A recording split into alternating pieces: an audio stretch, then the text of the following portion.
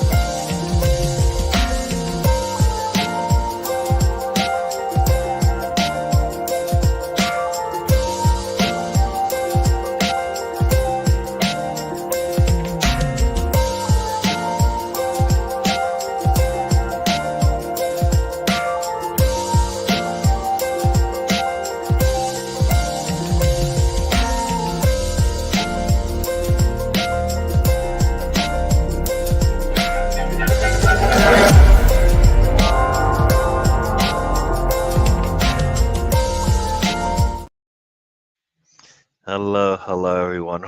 Welcome to the road trip. I am your leader. I am your conductor. I am the planner. Um, but I seem to keep forgetting that for most of my fans across the pond, it is not 5 hours ahead. It is 4 hours ahead.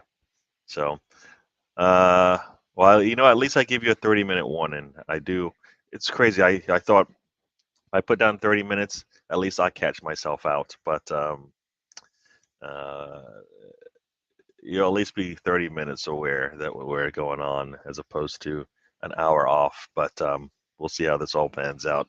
And my friend, your friend, Mr. Tom said yes. You know what's interesting about that? That means that you guys read my messages. You don't just like go, all right, I'll just put a notice on when it pops up, we'll get started. Yeah. So that's what it sounds like. So all right. Well, we'll see who joins us now. But Mr. Tom is aware that the show is starting, and we'll see when he comes on, and we'll see who from the Greenwood clan joins us. And I don't know. I think who is it? I think Spencer is probably what is he? He's probably working or something. So he's been working these weekends or having busy weeks. So we'll see who joins us. But it's me here now. It is the Interlow. There isn't any club football going on for sure. Yeah, everybody gets to have a break. Uh, yeah. So, oops, what is going on here? Okay. Yep.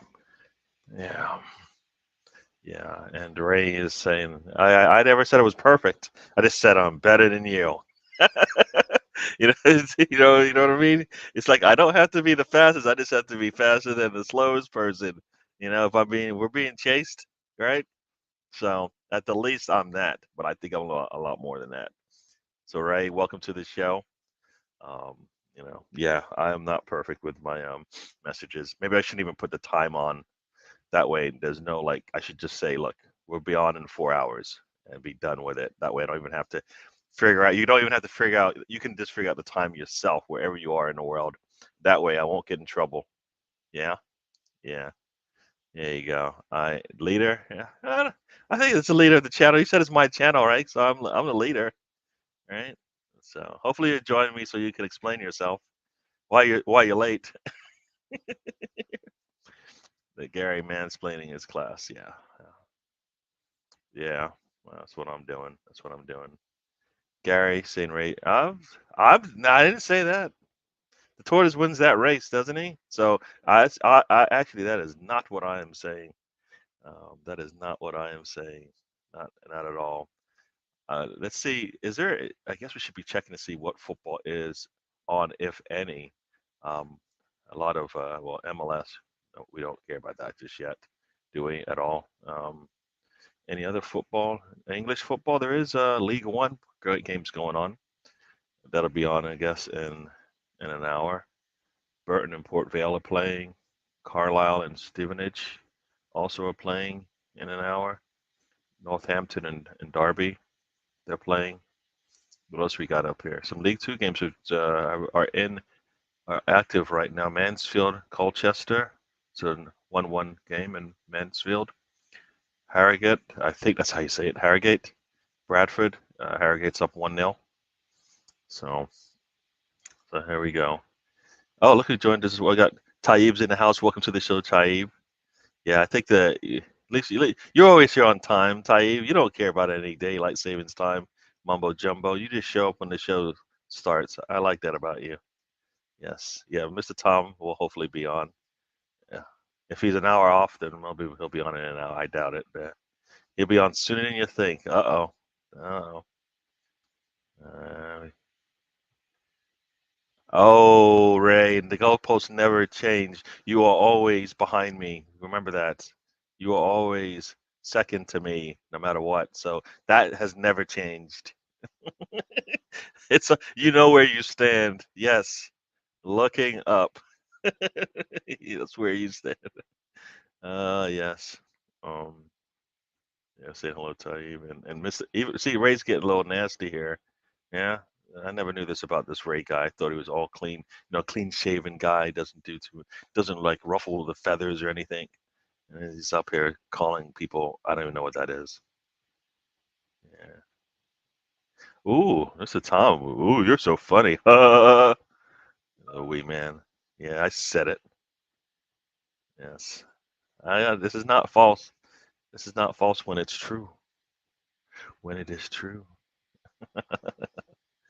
All right, what else we got going? Let's see what else we got going over here. Uh-oh, here we go. We got, I guess, League Two. All their match, only one match is not on, so we'll give you those scores in, I guess, in an hour.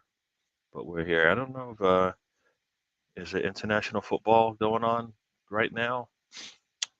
Um, man, for in English, the Women's Super League.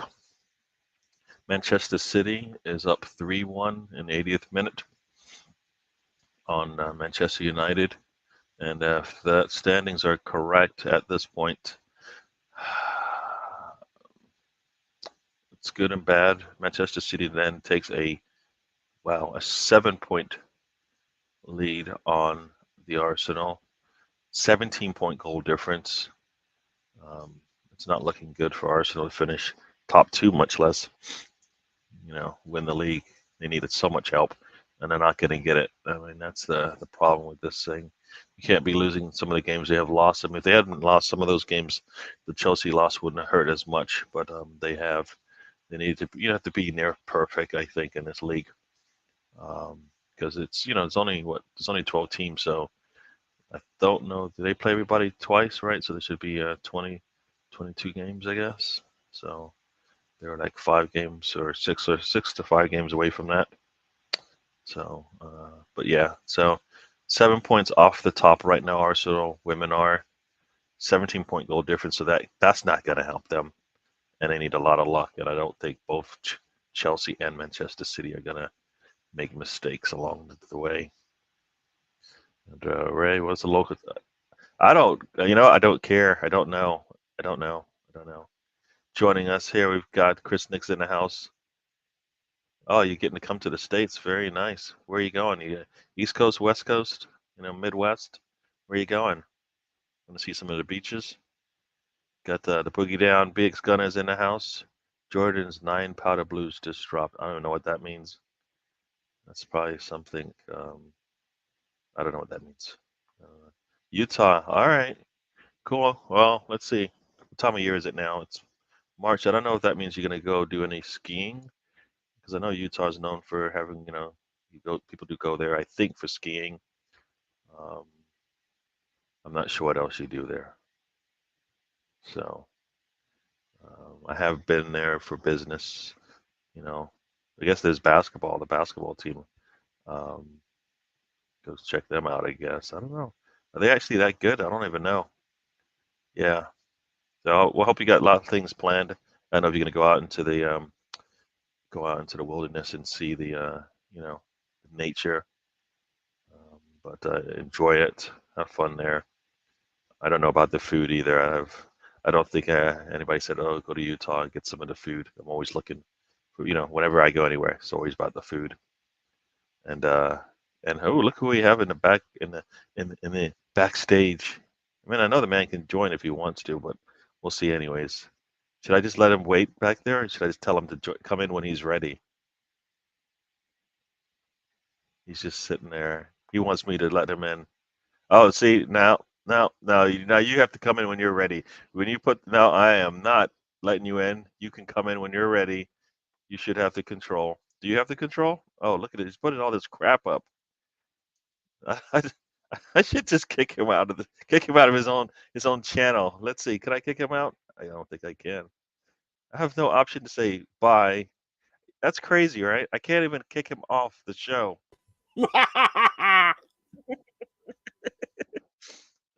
See, when you're ready, you come in. I am not letting you in. There you go. You come in when you're ready. Yeah. Don't waste your time in the back there. Just come on in. You can come in. Yeah, everybody's saying hello to hello. Oklahoma is nice this time of year. I don't know. Tony lives there. I don't know. That means it's a stop around and come and hang out with me. Hello, everyone. Yes. I'm sorry about the time thing. I'm not gonna put time on my shows anymore. Well, no, you should actually continue to do it because next week is the last week and then it reverts back to normal. Yeah, but I'm gonna have to remember to change it though. You know what I mean? So. Well, no, it's my fault for seeing it and then basically going like, oh, it says I should have known better. Yeah. What I Yeah, should have exactly. done. I know how you're going to act on my show.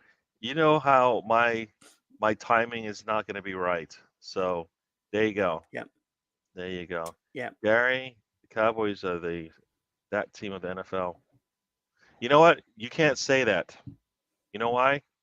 I've seen them win 2 Super Bowls. I have yet to see that team win anything of substance. So not in the same class of, you know, and they've got more than Philadelphia Eagles. So what they say? Eat that. I think the NFL should do an in-season tournament. It's crap. Now you're making up nonsense. Cowboys are what, second, I think, in the NFL with the Super Bowls that they have won.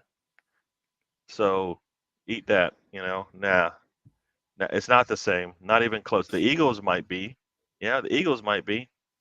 Yeah. I actually think the Cowboys are more like Liverpool, as in Yeah, we're like not we're not we're not genuinely Manchester United in terms of coasting. the number of trophies, and we're not the flashy, like Kansas City seems to be like the flashy new coin who's now off winning things of late, I don't know. right? When I just think of a team that are heavily favoured by the media, um, heavily coast on past glories, I Hmm. think of Liverpool, Mm, mm. and No, that makes sense. Yeah, Dallas Cowboys to some yeah, degree. yeah. We're definitely not that team of the NFL. Yeah, but it doesn't matter. But we've won. I've seen them. I've actually seen them win it. Yeah, yeah, yeah. So yeah, it's been a long time, very long time, and Jerry Jones is the main cog in that wheel of why Cowboys win nothing. But what is this? So there you go. Brady has the most Super Bowls. Is that what he means? I don't know what that means. Yeah, Brady is the Pittsburgh, team with the most Super Bowls, and isn't it? then I was at third. I was third now. You're right. You're right. Yes, but yeah. But anyways, much better than that. Though you can't compare us to that team. That's one thing you can't do. That is one thing you can't do. And you know what? You can't say, well, it's not the Super Bowl. It's not the NFL championship, whatever they used to call it. No, it's the Super Bowl era. So none of that chatter. Spencer, don't know if you're joining us. I think you said you're joining us. I don't know. If you are, you know where we are. Stefan has joined us. Welcome to the show, Stefan.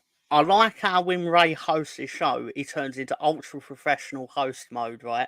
And then You, when he's in the chat in here, he becomes ultra troll. It's yeah, brilliant. yeah, exactly. What's up with that, man?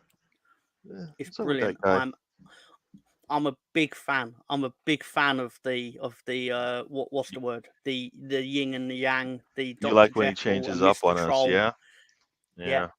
big I fan of it. and you know what? I don't change up on you. You get the same thing, and you're. I think you're happy with that, aren't you? So he's having breakfast and his big orange soda drink thingy. So there you go. Having it with the missus. All right. Cool. I had breakfast earlier with the missus. We had I went out. We got bagel sandwiches. So I had a nice bagel sandwich. It was it had eggs, it had bacon, it had Taylor ham, and it had a hash brown. Oh, it was good.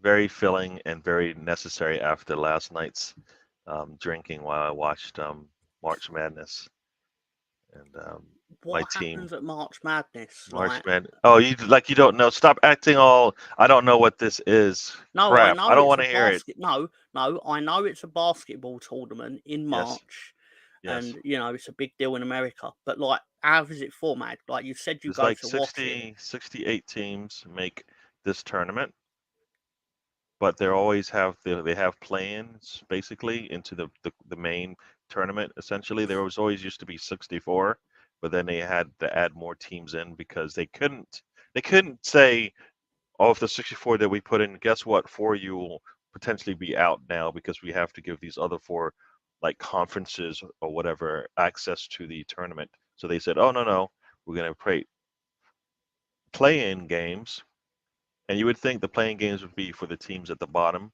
because they rank all of them, right? It's not for the bottom. There's 16 seeds that play in, and then there's 10 seeds that play a play in. Not really what I asked, but But anyways, 68 teams play to win a national championship in basketball over basically a 3 week period.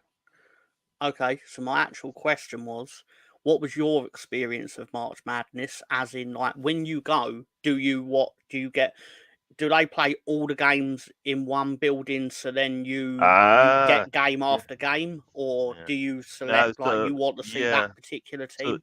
so basically, the first weekend or so, Friday and Saturday, sorry, Thursday and Friday, which is the first games. There are games on all the way from 12 p.m. all the way, and they end around 12 a.m. basically. So there's games on all the time. They kind of sometimes they're staggered, sometimes they're the same. So when you go to the bars, the pubs, they will put up, anywhere from 3 to 4 games you can be watching all at the same Yeah, time. So it's kind of cool. Your team could be up, everybody's watching that, and there's another game on that's got like it's getting close. This it's going back and forth and stuff like that. And yeah, so it's pretty good that way. A lot of people will go to like Vegas and sit in the betting hall place and then just bet on games while they watch all the games at the same yeah. time. So it's a good experience there for those. But yeah, yep, yep, I yep. was gonna No, it's a say, lot of fun. It's like watching. It would be like watching, say, uh, all the Premier League teams would be playing on that day, but not they'd be staggered. So you wouldn't have to like I could, and then you'd be sitting in the pub. You could watch all of the games. you know. So like say over, maybe a 4 or 5 hour period, just watch all the games all at once, and we'll see how it goes. So yeah, no, it's a lot of fun. I there's some basically got there strange around. betting markets on it because I'm looking at it now, and basically they're offering something called Biggest Blowout March Hmm. Madness Round Two Day One. Uh, apparently, Du Duquesne, is that what they're called? Duquesne, yeah. Yeah, Duquesne versus Illinois is apparently projected to be a massive blowout. Mm, So, yeah, yeah, but they think the team that are going to win it is Connecticut. Does yeah, that? yeah. You know what? The reason why they're saying that as well is, um, well, you said who? Oh, you said Yukon, right? Uh, Yukon is. Excuse me. Jesus, they're way down the list. Oh, okay. Who did you say they're slated to win it? Connecticut. Okay, it's Yukon, University of Connecticut. We call it Yukon for short. It's Oh, like okay. people say Man U instead of Manchester United. So Yukon is Okay, sure. University of Connecticut. So yeah. I think they Yeah, had I listing the think place. they look at the teams that are hot coming in, but there's a UConn when they won it like many years ago. They basically won their tournament, which is like it happens at the end of the season. They won 6 games in that tournament, and then they went on and they won the next 6 games that they played, which were all in the tournament, and they won. NC State has just done that. They won all 5 games, probably not slated to be that high ranked, but they're coming in hot, right? So they look at the trends of the teams coming in as well. Well, a massive outsider, Gary. Yeah. There's a team called James Madison. Yep. I believe named after the president, not the footballer. And yeah, so Yeah. Oh, I that's thought you had. I thought you had something more to go. That was the punchline. well, yeah, just Okay, cool. Yeah, it's they fact, isn't it? There that is a is team facts. called James Madison. You don't usually just bring facts. You usually bring something I'm supposed to laugh at, and I can't even laugh at that because it's just the truth. So yeah, let's move on. Chris Nick says he has a Tesco meal deal, living the life. That is so. I haven't had a Tesco meal deal. I'm gonna have to try. I might have to try it when I come visit. Is it not worth it? Well, it is basically like sandwich, crisp, and drink. Oh, is it? All right. Did they I make mean, it? you Did they make absolutely it? can have it. Like, there's no real issue with it, but Yeah. there's a million other places you'd rather have after. Oh, okay. All Like right. buffet. There you go, Always go with a buffet. Stefan. Yes. Gary, who were my final four? When I did my final four, I think I had Houston, I had Purdue, I had Tennessee, and I think I had the other number one seed, which is UConn. I can't remember when I Oh did yeah, my brackets, but I think I have Purdue winning it all. I think they have that big tall center guy, so I think oh, they that's might win it. interesting. You've picked 4 of the top 5 in the betting to make the final 4. You left out Arizona, Yeah, so I think I'm sure Arizona's they'll be because upset. Arizona's they're in a tough bracket there. So yeah, so Purdue, 6 times your money. yeah. Ray, you're such an easy mark. That's the reason. Yeah, I mean Ray, that's Ray. You're an Called you easy a mark. mark. Come on now, called you a An easy mark, mark. sir. Yeah, he knows what I am. You don't not like Mark the person. It's easy to Oh go no, after that'd him. be even worse. That's not what. Gary put on this veneer of being anti-profanity, but he loves the bands. That's Yeah. interesting because we know you put on the veneer of being anti-Tory, even though you clearly He's are. going after. I'm uh, just saying. I'm just saying. mm, oh, there you go. No, you know what? You know what it is. I like the word veneer, by I the had way. those when I was back in my days when I was a youngster like you, maybe even a little bit younger. I probably used those bad words all the time, and I've just gotten older, and it's not me anymore. But usually I was doing that when I drank a lot, because you do that when you're younger and silly and stupid. So your daughter wants to go to James Madison. Cool. Very cool. Um, let's just say the original Fleetwood Mac. What is the original Fleetwood Mac? What is that? Like I do like some of the Fleetwood Mac songs. Is it not Mick and Chrissy? I don't know. Huh? Admittedly, I don't know. Those are just words that I just said. Yeah, yeah. They got my vote. There you go. I only actually know Mick Fleetwood from he was in the film The Running Man. Oh, mm, It's the only reason I know he is. I'm still a savage. Not sure what that means. Oh, about it's referencing as you get older, you have mellowed, and as BX Gunner has got older, he's fleecing old ladies depending on how much he thinks he can get them for. Oh, fleecing them. Oh boy. Oh, Depending on whether they look like they've got a young son that's 7'5" or not. oh, He'll okay. charge them This is just depending on getting a it. little bit non-PG for me. Just a little bit, like I don't know. So as far as there's some U19 games, I don't know if you guys want the scores for that. U17 games. I don't know. I know England plays. Do they play today? Do you know that, or does they play tomorrow? Oh, it's funny you say that. I've got a slide for that game. You have a slide for that game, for this show or for some other show? Oh, for this show. Oh, for this show. I wouldn't do this on my own show. No, I mean, no. That sounds. Thanks. So I'm like your guinea pig. Here, let's try this. Oh, it didn't work. It's not my show. I don't There's care. nowhere. There's nowhere on the league show for this to be relevant. This would. Oh, There'd be no reason to flip this in.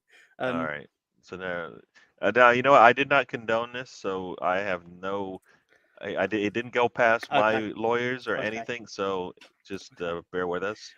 Well, guys, later today, so I believe it's at 6 p.m. UK time. I could be wrong here. We are going to discover England versus Brazil, which is the greatest nation on earth.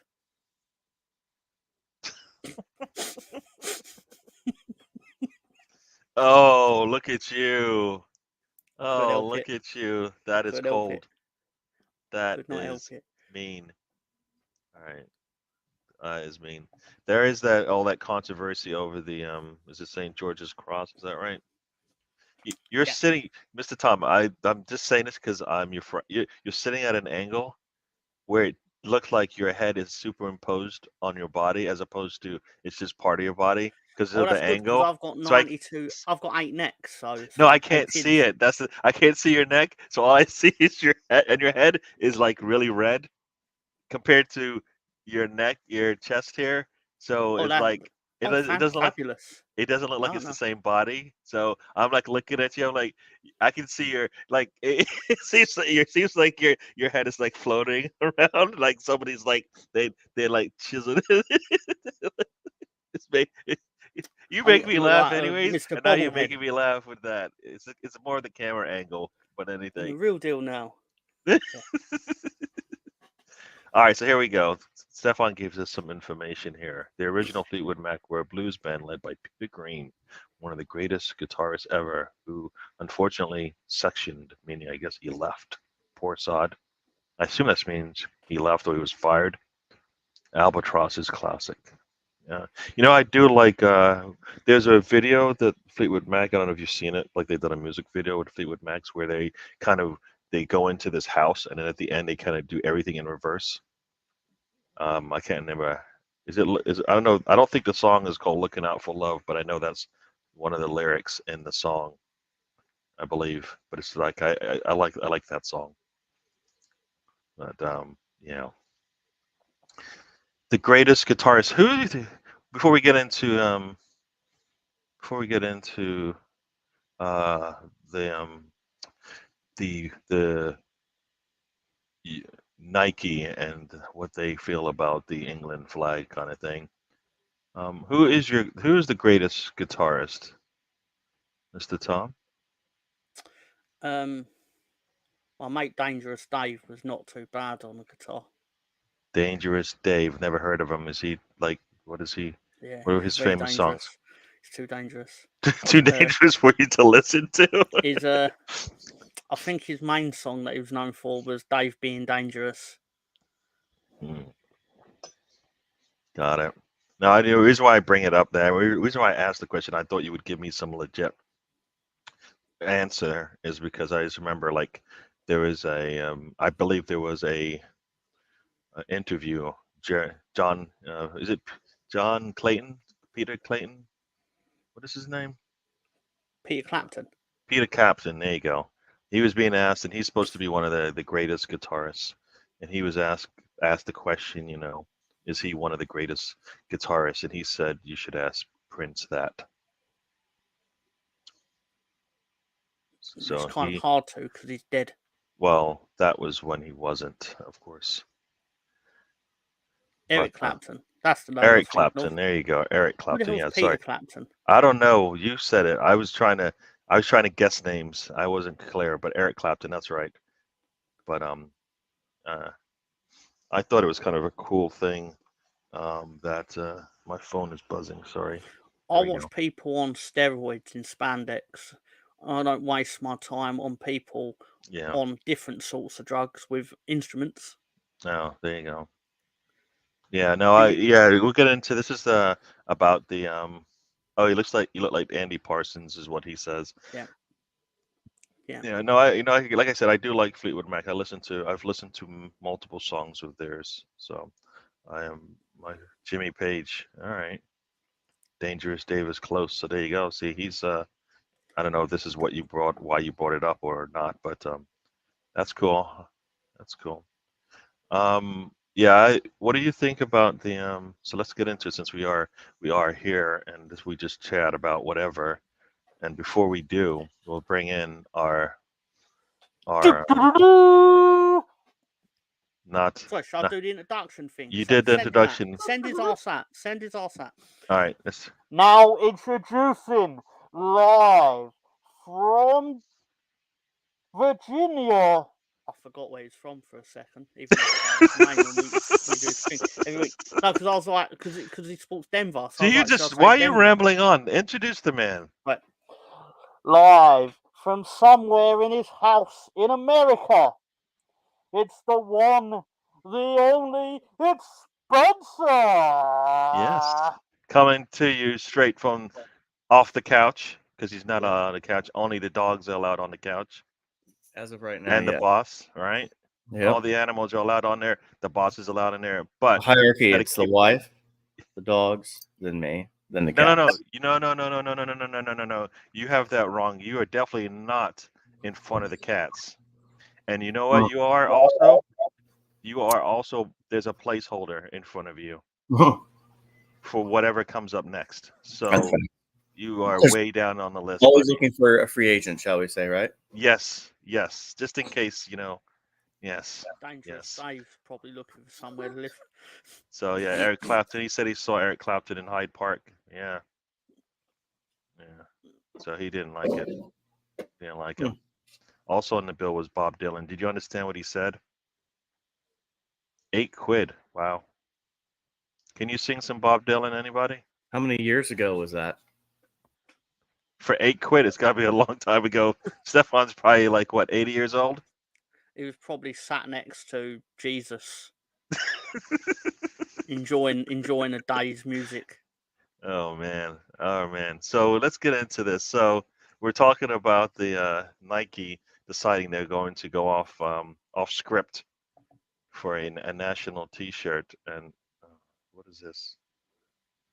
Yes, yes. So as Mr. Tom has shown you, that is the ensemble that they are not ensemble, but the little thing they put on the Providing back of the. context, Gary. Providing context. You did a good job there. I just didn't know you like doing that because it kind of irritates me a little when Isn't I that can't just see the myself. flag of England, though? It Technically, is not the flag of England, though. If they did the American flag and they did it in like brown and purple, you would go, huh?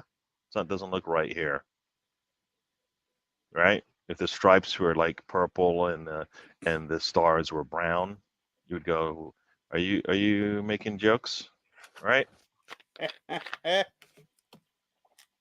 I may or may not have owned an American flag that has a team's logo in it with stars and whatever. You know what I mean? So you have one with the Broncos, is what you're trying to say? I'm not saying I have it currently, but I've had one in the past. Yes, but this is for a national team, so this isn't like Oh yeah, for there's context, right? There's context, right? Yeah. It's on the collar for, like, it's not actually front and center, but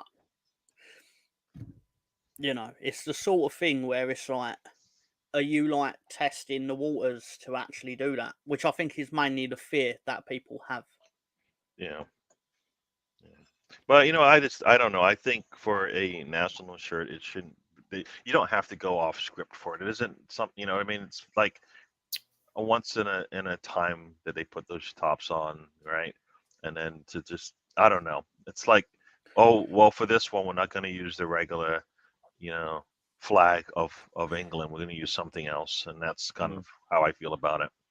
I just am not familiar too much with St. George's Cross. I'll do a little reading on it. I'm just not too familiar with it. So it's basically a massive vehicle for patriotism by people that pick and choose what they get patriotic over for as and when it suits them. But my favourite analogy of this will basically be similar to basically Kai Havertz is the litmus test for what side of the Arsenal fence you're on within the civil war of the fan base. As in, there'll be people who attack Kai Havertz because get him out of our club. Oh, he's Chelsea. He's not one of us. And then there are people that defend Kai Havertz because it's a thing to attack the people that don't like him, sort of thing. And it's like their way of digging back, sort of thing. But this flag is like, as Stefan has said, police can wear black and white version of a Union Jack and nothing is said. But people will look for that. You know, Because I don't. it's become a political stalking horse. Mm, People are not even really arguing what they're arguing. yeah. No, when I first saw it, I thought it was because it was some like as we kind of mentioned it is maybe some LBGT kind of a thing that they were going with because they said because I was like it just seemed like it's not, but it's not rainbow, it's not one in any of the other Yeah. kind of like color combinations, so it was just some colors they put together. Then they said it was to what was it to unite and inspire. That's the reason why they did it. Well, the only thing that I think they've done in terms of unite is a lot of English people are probably on different sides of the fence are all united in we don't like this crap, Yeah. essentially. A So there's a lot of. I think they did it knowing it would generate this conversation, which Yep. has put the Yep. focus on the shirt. What Yep. I don't think they've realised is a lot of people that have essentially got nothing. I personally have nothing against it being on the collar or whatever, but there are a lot of people who I personally think it was not worth your time doing it to generate that conversation. Yep. It's like you've done it to incite, you've encouraged hatred, basically. Yep. Which is not really what you should be aiming for. Yeah. I could be wrong on that, but Well, I think also you're not selling more shirts because of it. That's for sure. More people aren't going to go buy the shirt because they think it's cool or anything like that. Because a lot of people are like upset by it. So obviously, I don't think that's the right marketing you want. It is bringing like controversy, is key in a lot of things. I don't think this is one of them, right? I don't think this is one one of the part ways of to it, get the Gary. controversy in the conversation to build up to get your market share up on the shirts kind of thing. It's not happening. It feels weird to like when I guess I kind of read a little bit. I don't really, like I said, I don't know much the history of St. George's Cross, so I can't really speak on that. But I saw a couple articles saying that people are up in arms about it, and I looked at it.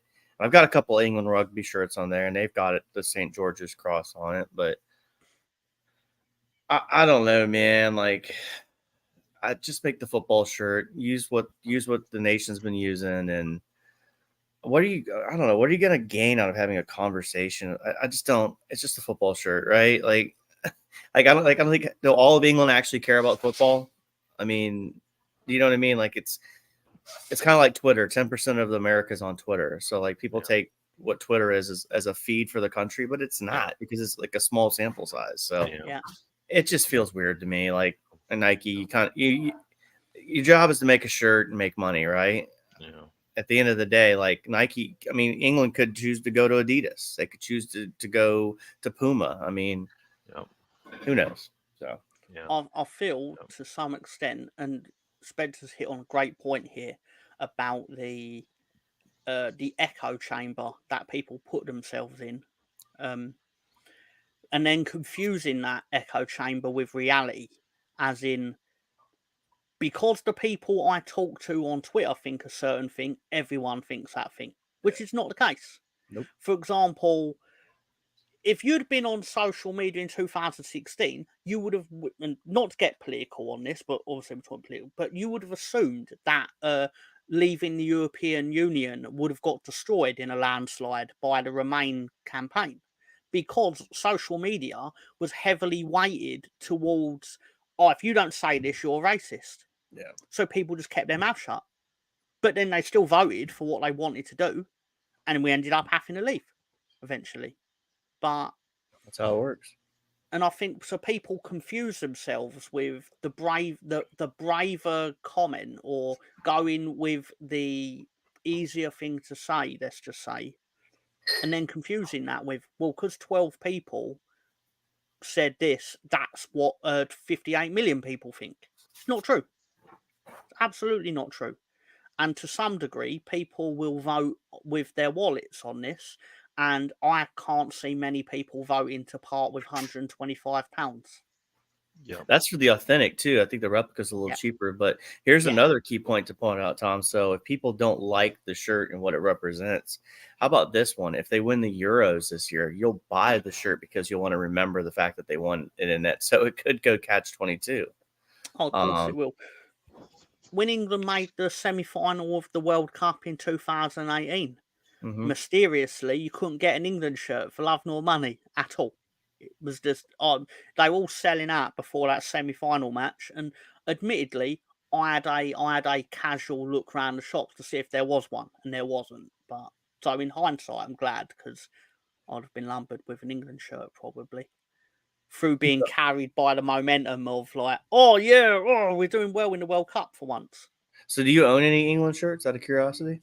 I not since I was a child. Gotcha.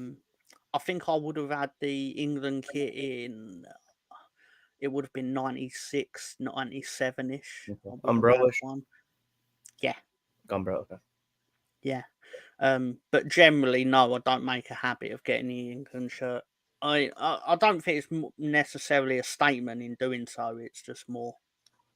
Well, I don't buy the U.S. men's team shirts. I have one from the World Cup last year, and I have a couple. I've got the 2010 one. Do you remember, Gary, with the stripe down the one where Donovan scored, I think, against Tunisia, the 2-2, if I'm not mistaken, to get us into the round of 16? But I typically don't have a lot of American shirts. I have more Arsenal stuff than anything else. Yeah. That's it. Before Surprisingly we high continue, say amounts, hello Stefan. to Colonel Ward. He has joined us. He has a two-part joke, but I'm not putting it up. Can I read it out? Oh crap! He's got a two-part joke. All right, here we go. I don't know why I'm doing this, but there you go. Nah, actually, take it down. Based on the comment he just made at 2:42, he can go fuck himself. There you go. There you go, Colonel Ward. I didn't want to even put it up, and Mr. Tom was about to, and then you said, yeah. So there you go, Colonel I Ward. do have a league shirt from League One. You have been censored by Wee Tom. Yes. How much did I do have the league shirt from League One though. How much did it cost, Mr. Tom? I'll say this much. Not as much as the England shirt, the authentic England shirt. Probably not as much as the replica England shirt. But I'll say this year on the one that I got, I decided to not get name and number on the back, and then I ended up saving myself 25%. There you go. Maybe not that much, but it's funny. So, like, I'm gonna go ahead and assume, Tom, like, and Gary from Sidetrack can call me out, but you tend to care more about Leeds than you do England, right? Yeah. And it's because I was talking to a buddy last night at dinner, ran into him, and he's big American, Outlaws, whatever club they have. And the first thing I said to him is like, yeah, man, this March break is just hope no one gets hurt from Arsenal.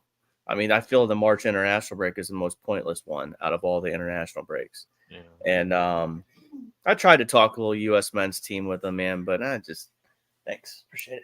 I just don't. It's just not my thing, especially this time of year, man. Like, I mean, we're just. I don't know about you guys, but I'm sitting here every day, and I'm like, all right, no one get hurt, and it's just. We got 2 massive months ahead of us, and we're sitting here playing stupid friendly games. I get it; some of them are doing playoffs for the Euros, but it's hard to be a fan of your nation sport and your nation playing football when you only get to see them every other year for about 4 or 5 weeks. Yeah. Right. Whereas Arsenal, it's basically 8 months that you're engaged, not 8 to 9 months where you're fully engaged with games and stuff like that. So it's like, for me, it's almost like college.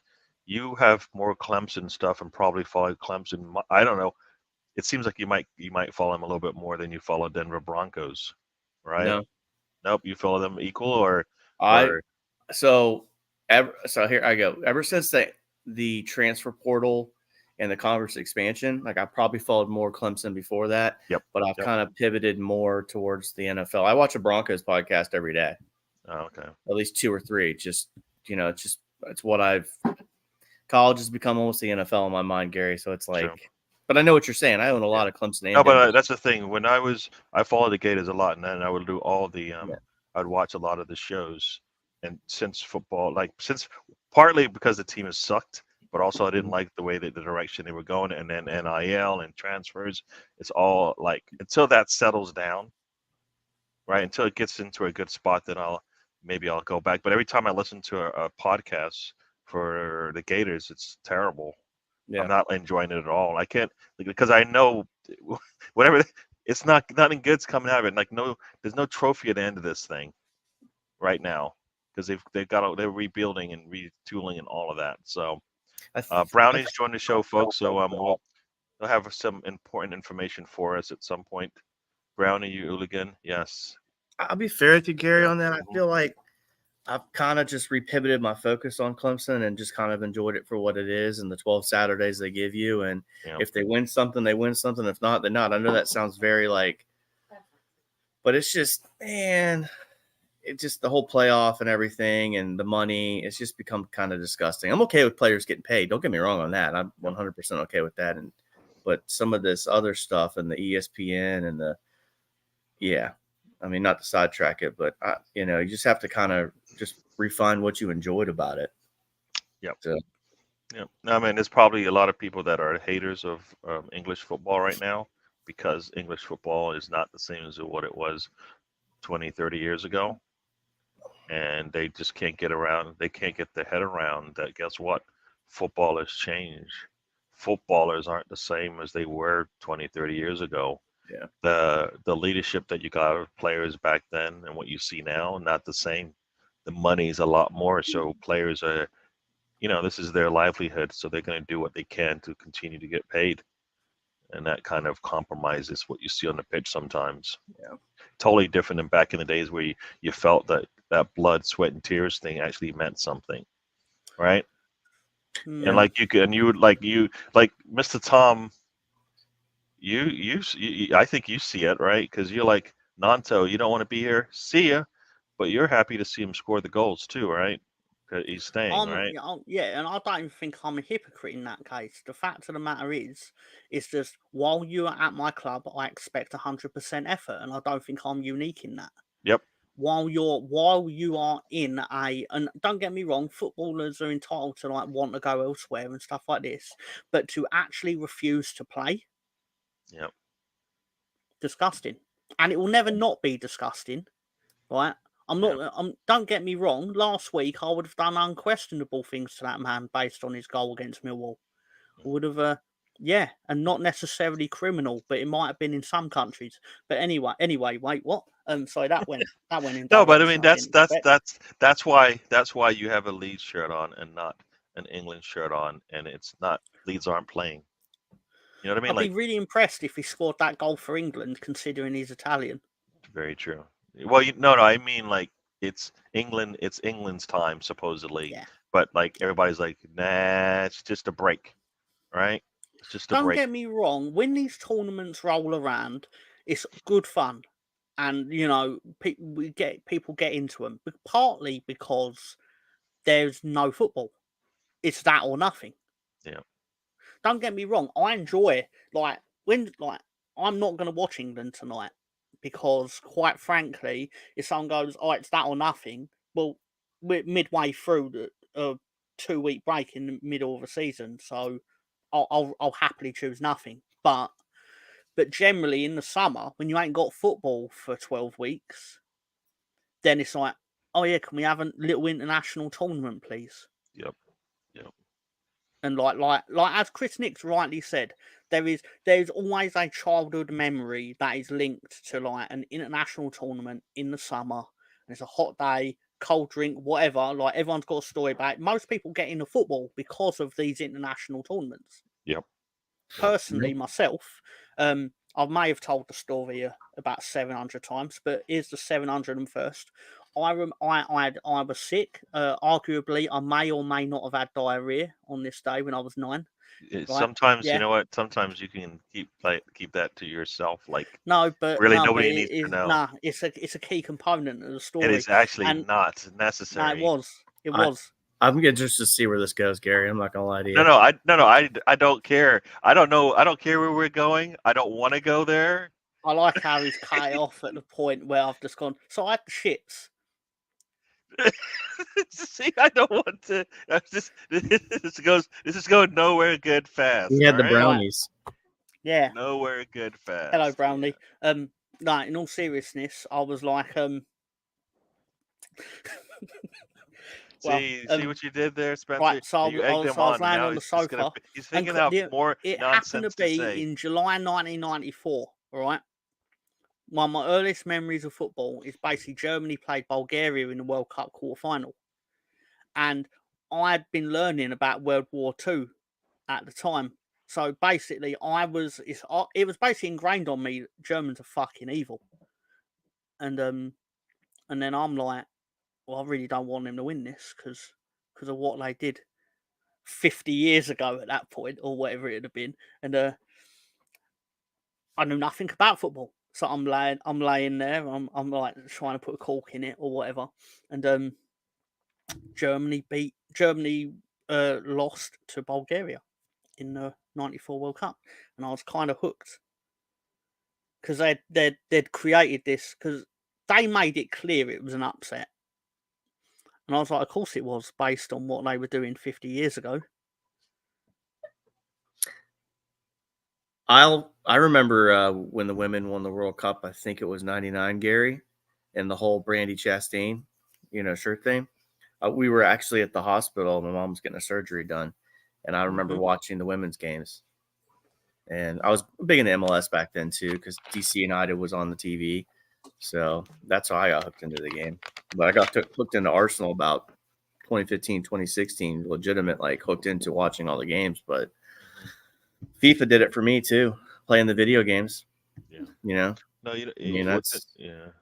I worked for a British company, so um, every so often we would go and watch. One, we go watch the rugby, we would also go watch football as well once in a while. And then, like when the World Cup would come on, you take a long lunch and you go watch the World Cup and stuff like that. So I kind of always had watched some football there. Like I said, 2012 or so is when I kind of started following Arsenal. Not watching it like I am right now, but following it enough to when I could see the games. But back then, it was on regular TV. I think it was it CBS? I can't remember. I think it was CBS. I think it was, or Fox. One of those channels would have it on Saturday mornings and stuff like that. But not all the games were available, of course. Streaming wasn't part of a thing that back then, like it is now. You can watch any game you want. But so I get to watch them that way. But yeah, no, it's been building up. Like I said, I think it's easier to support a club team than it is your national team because you don't see them enough. So I think that's kind of where that goes. I don't know. I think I went off target tangent there, but yes. So Brownie says, When Bulgaria scored their second goal, they'll I shot bring myself. the England squad brings in fans from all around because you want your teammate, your players from your Literally. team might be there. So I get that. As I said, I finally get it now. Everything is bigger in America. Like that's why Gary doesn't have to come back what's the point of coming here for a can of bean on toast when you can have a keg of them in America? That, Colonel Ward, is not true. I'm going. I want to go back to England, and I do have a can of Heinz beans in my pantry. So there you go. Who would want a keg of Heinz beans? I don't. Well, somebody who wants to swim in it or something. Can't think of anything worse. Yeah. I do like I mean, Heinz beans. I don't. What's funny is I have the Heinz beans, but I don't have them on toast. I have them with some eggs and some protein, typically bacon, and then I have it like my dad makes what he calls bakes, which is basically just some fried dough. But we have that, and that's kind of my what I call a Bajan breakfast that my dad makes. So because the bakes are a Bajan thing, but yeah, I do like the bakes, the baked beans. Oh, this is Stefan going at Brownie. and Brownie going back at stuff on, and yes. Mhm. The success of the Premier League and Champions League has sanitized international football. I think when a 3-4 It rule was has. dropped because the best players can then be seen at club level. That makes a big difference there, right? There's no Like, mystique to any of this because you can see it anytime, everywhere. mm-hmm, If you pay for it or if you know where to look on the internet, there's no mysterious footballers anymore that are an unknown quantity. Like, I love the mysteriousness of, like, you never. I'll put it another way. Like, I fell in love with that Brazil football team in 1994. That won the whole thing, and then you didn't barely see any of them again for the next 4 years until they rocked up in France for 1998. mm, Nothing now. You can just see Neymar. As yeah, long as you get access to PSG games, you can watch him every week. true. There's no See, magic. There's no see, mysteriousness. you know what it is? When he's healthy. But once the thing is, once you introduce 3-4 in a rule, you basically it's almost like you put how you have the scout ant that goes out to find Yeah, where this the is true. sugar is that you left open in your house, right? Once the scout ant finds it, then he brings all his friends. Essentially, that's what's happened. So now it went from 3-4 in a roll to now what is it? 17? I 17 on a 25-man squad. 17 foreigner maximum players from outside the country are allowed in. You're basically saying, what's the point? Because 8 could be academy kids that you turn into, you know, full-fledged players if you want. You could have a full team of internationals and then academy yeah, kids it's true coming in to actually. support the rest, right? So, Forgot he went there. huh? He said I won't see Neymar at PSG because he's in Saudi Arabia. Oh, that's funny. Ha ha ha ha. Yeah. Yes. True, true, true. They just sit there waiting for you to say something that's out of pocket, and then they're on you like flying shit. Mm, mm, Sad times, sad times. But in all seriousness, there's no prestige anymore to international football like there yeah, used to be. Like yeah, when I was a kid, international break was a big deal because as I'm sure this, I'm not saying anything Brownie's not already typed at, but it was a congregation of the best footballers in the elite footballing nations would all get together. Whereas now it's basically lads that are now feuding on a weekly basis because their pay packets depend on individual success at their clubs, and that's partly the big feud of the so-called golden generation of the England team of 2006 was very much a like big divide in the camp between the Man United players, the Liverpool players, the Chelsea players, not the Man City players. They only started existing in 2008, but you know, just saying, it's a yeah. thing that So happened. I'll say hello to Russ. Russ has joined us, folks. Everybody's saying hi to him. You know what? I used to follow the New York Red Bulls. They play in New Jersey. But I've dedicated so much of Direct my time. rivals. I keep not what? Direct rivals. I won't even touch a Red Bull cup. Oh, oh, I don't even know what that means. I don't know what is I your like team again? DC. I like DC. You like Yeah. New York.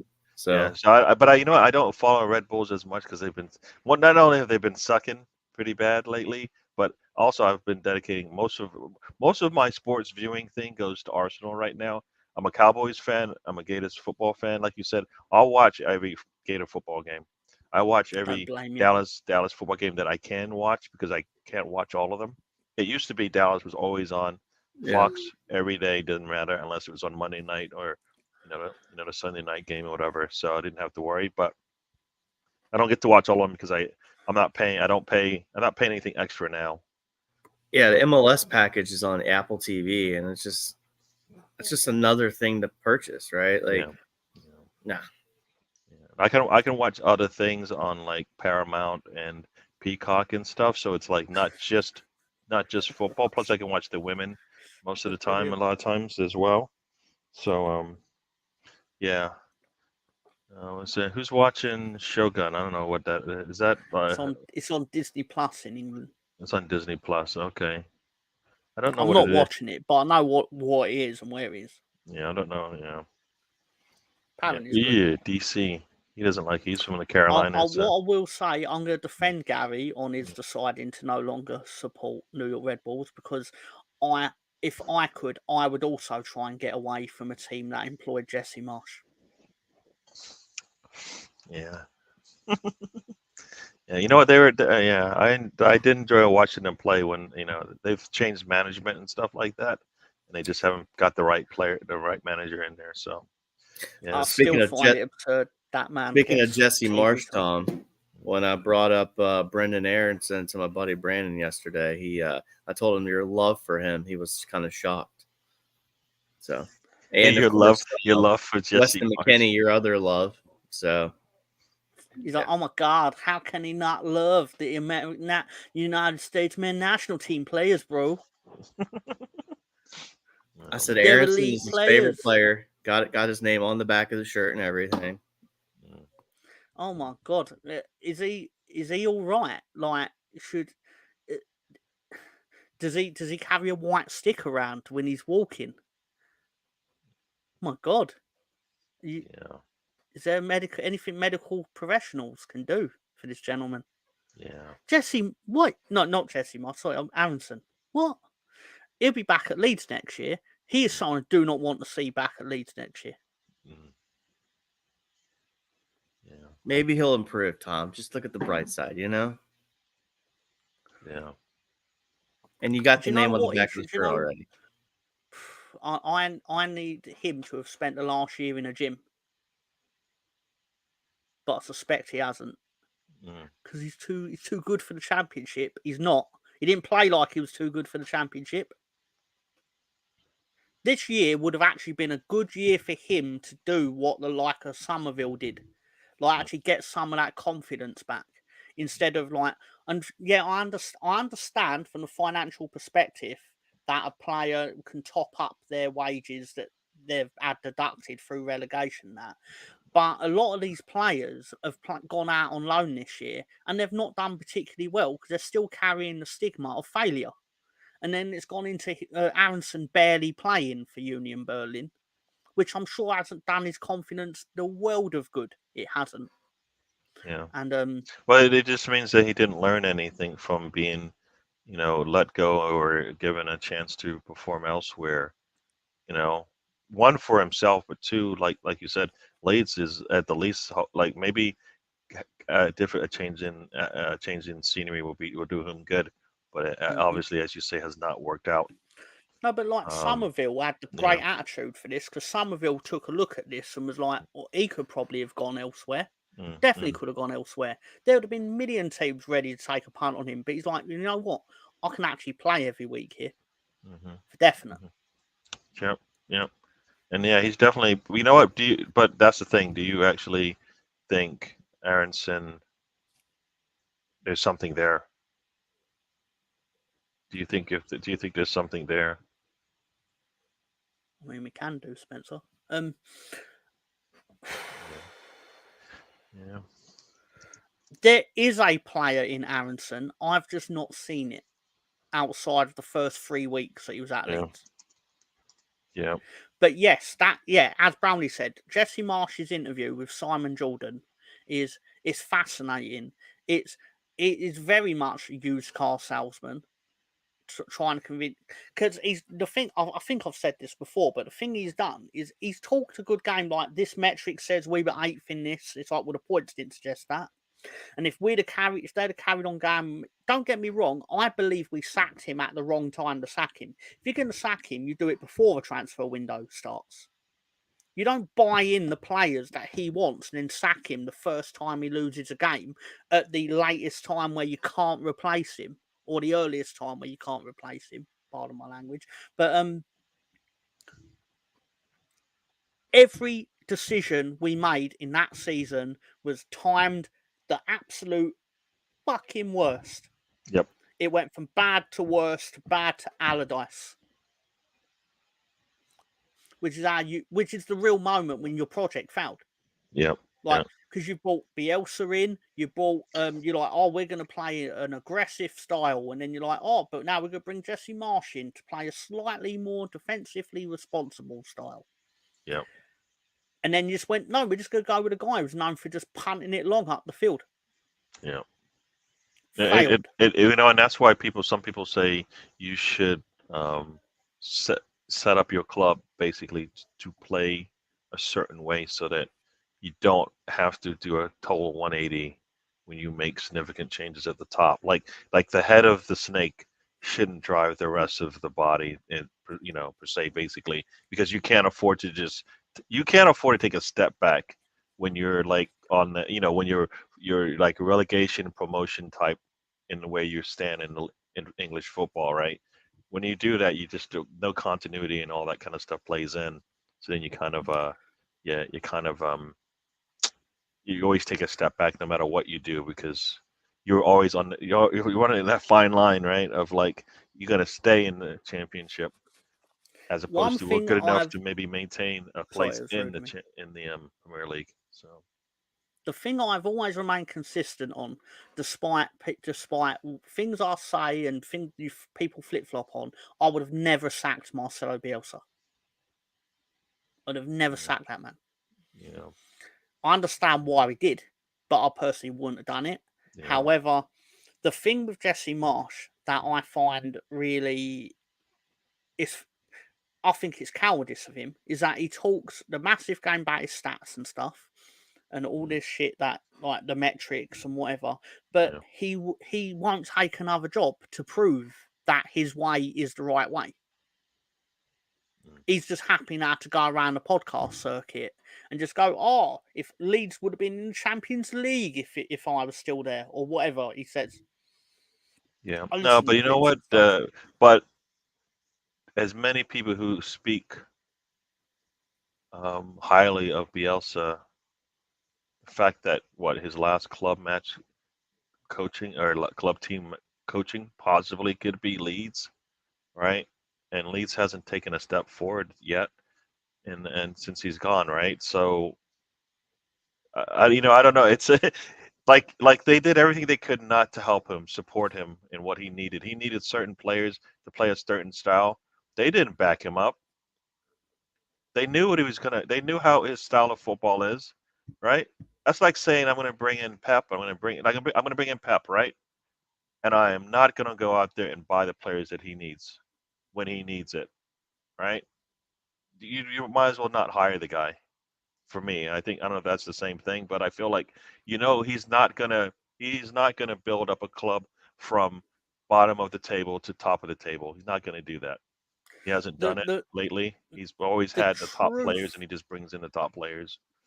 The truth, ultimately, as we are now finding out, is if we'd have actually spent the money to replace the old guard with a new guard, we may well have survived and be a thriving Premier League club, but we'd be doing so with minus 10 points, because we would almost certainly have failed financial fair play to fund the team that he needed. Yeah. But that's why you have to take. That's when at some point I think. That's why sometimes you have to take like sacrifice. What? I was segueing into something Spencer wanted to talk about. Yeah, well, there was a question before we get to Spencer's question, but because I only know Donovan. Well, Donovan and Dempsey I know, but McBride I'm not too familiar with. Is that McBride for Everton? I believe so. I think he played in the Premier League for a bit. I'm gonna go Dempsey. But I think I like Dempsey as well, because he's more traditional. More. He commanded a little bit more attention. I think Donovan was, he did help out, but Dempsey I think was the more dominant player in the middle of our attack for Arsenal, for England. Yeah. I got it from the US for the USA. I mean, Donovan took them a little bit further, I think, if I recall. But Dempsey then, when the team started getting good, Dempsey started getting old. I think Donovan was your best player like your best striker, let's just say, to answer the question specifically. I don't necessarily think he was the best player because obviously Clint Dempsey played in the Premier League and things like that. And I know Donovan played in the Premier League, but Dempsey had a more sustained run in the Premier League. But for the United States men's national team, Donovan was the man. Yeah.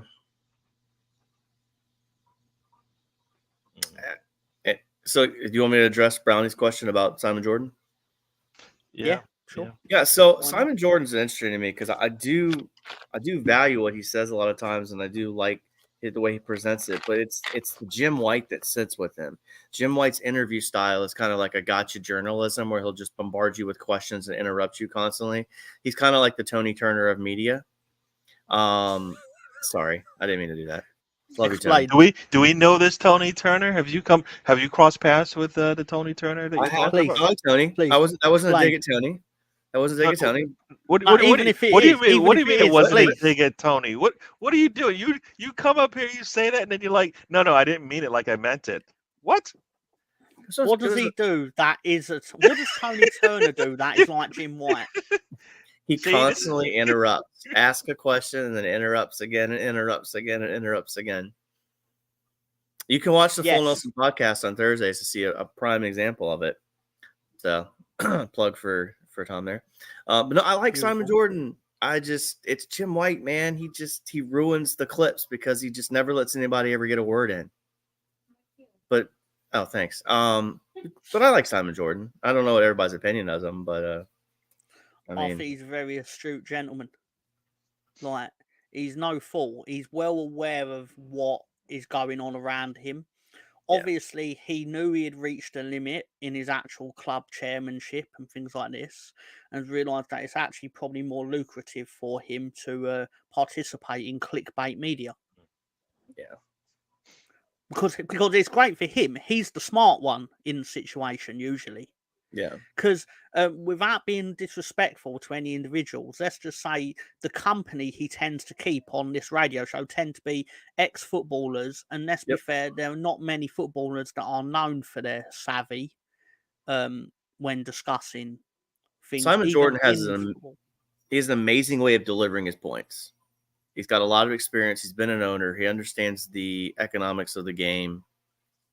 Is he a little bit pious at times? Yes, but I do find him enjoyable to listen to. I think he has the arrogance of, and see, I understand it. He has the arrogance of someone who knows he's going to destroy Martin Keown in a debate. Yeah, for example, it's not even. It's borderline unfair at times. Even when Martin Keown is sat there like, "I've actually played the game, Simon," sort of thing. It's like, yeah, but in this particular discussion where you said at the time, and I remember this at the time, he had basically said there was not one Arsenal player that would have got into the Tottenham team, or it was an 11. It was like a good few years ago, obviously, based on how relevant this will sound. But basically, it was at a time where they were doing like a combined 11 of Arsenal and Tottenham, and at the time, you were 8th in the Premier League, for example, and you weren't particularly, I mean, compared to a lot of teams, you were good, but he was like, I don't think there was a Tottenham player that would get in this 11 sort of thing. Something like that. And basically, Martin Keown got destroyed for it because he wouldn't admit he was biased because he played for Arsenal. And Jordan just skewered him. And he was like, "You've not even played the game, Simon." I'll tell you another guy that's really good in media, but he's good when he does it for CBS in America. Jamie Carragher is really good on Champions League. But when he does stuff for you guys, he's 100% clickbait. It's crazy. When you watch him on there with Henry, and I can't remember the other gentleman that played. Michael Richards. Yeah, dude, it's just like flow, excellent commentary. Well, you know what? That's no different than the officials, right? When the officials are officiating in European competitions and stuff like that, for some reason they look like they actually know what they're doing. They look qualified. The calls make sense, and I barely ever feel like they've made mistakes. But as soon as they go and as soon as they come back to England, for some reason they can't manage a game like they have before, and it's like, there should be no difference. It's just the same ball in the field. Come on, and 22 players on there. So, I think it's like, you don't take your job serious enough, and that's, you're not doing yourself a good thing when you don't try to do your best 100% of the time. Like they know, like the cat's away when they manage a game or they referee a game in England because they have backing, right?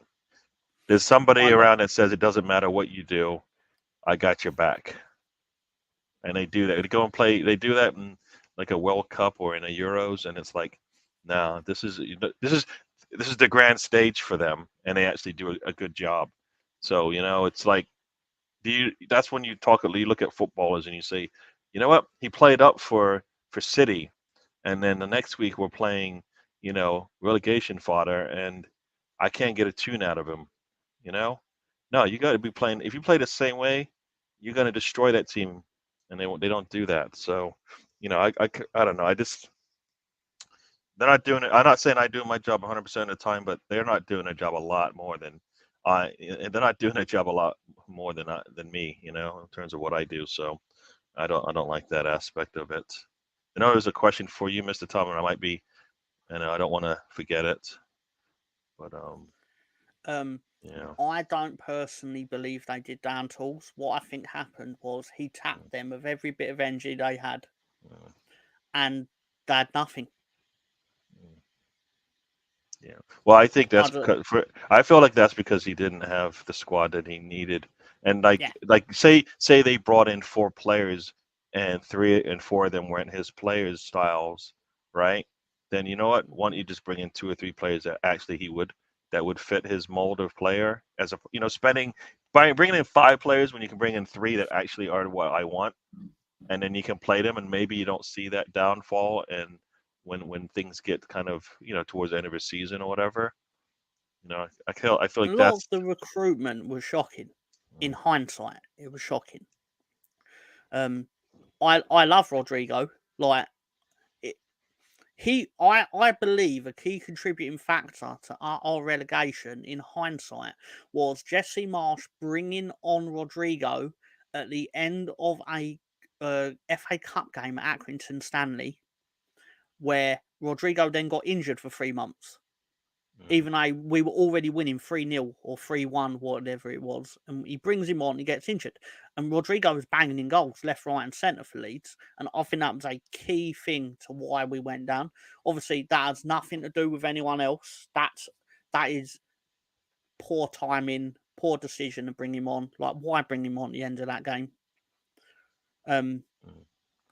He was already regularly playing, so it wasn't like he needed minutes. It was ridiculous. But yeah. But I want to say I find it interesting.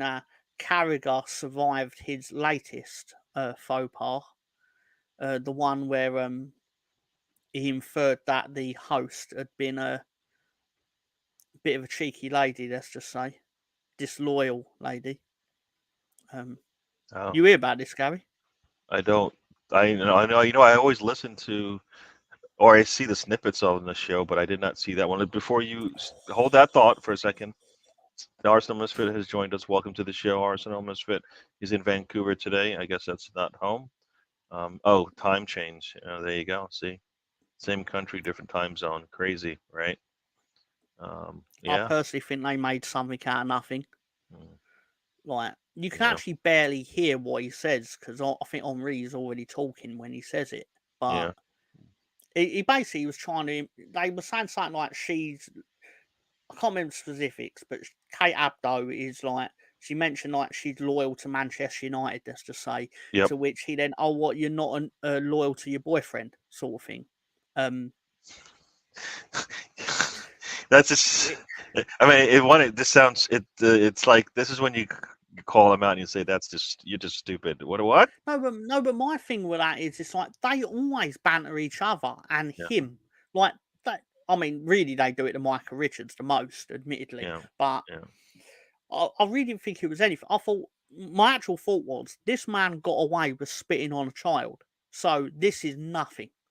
True, true. Mm. Yeah, no, I like the coverage of the Champions League. Like you said, they have you have one of the best footballers in there. You have a Micah Richards who isn't as isn't at that level, right? World They class also have level, Thierry and Henry. and Carragher is there as well. He's not at a theory level, and Kate Adu kind of tries to corral them in together, corral them I think Thierry basically. Henry's overrated personally, but Okay, yeah, that's somebody like you would say that, but you know what? someone like me, that Yeah, sounds a bit someone like you. racism. Yeah, it That's sounds like racist. somebody whose team got just he punished you. Yeah, yeah. Henri punished you and made you cry, right, in your sleep. You had nightmares that night. You went to bed, and your mommy's like, "What's wrong?" And you're like, "Henri just scored," right? Bang average for Yeah. me. I don't. You know what, Colonel Ward? I hear you, but that doesn't make any sense to me. How can you be a good? How can you only have to, be a pundit if you like? I like to hear people who have played the game professionally. Yeah, and that sometimes mean that they may have some affiliation with the team in the past, in past days, past years, past time. No, that's fair. But what I think he kind of means, Yeah. not that I want to speak for him because that'd be terrifying prospect. But what I think he's getting at is because my thing is I don't like when Liverpool play Man United. I don't Yeah. like that Carragher and Neville on commentary, Yep.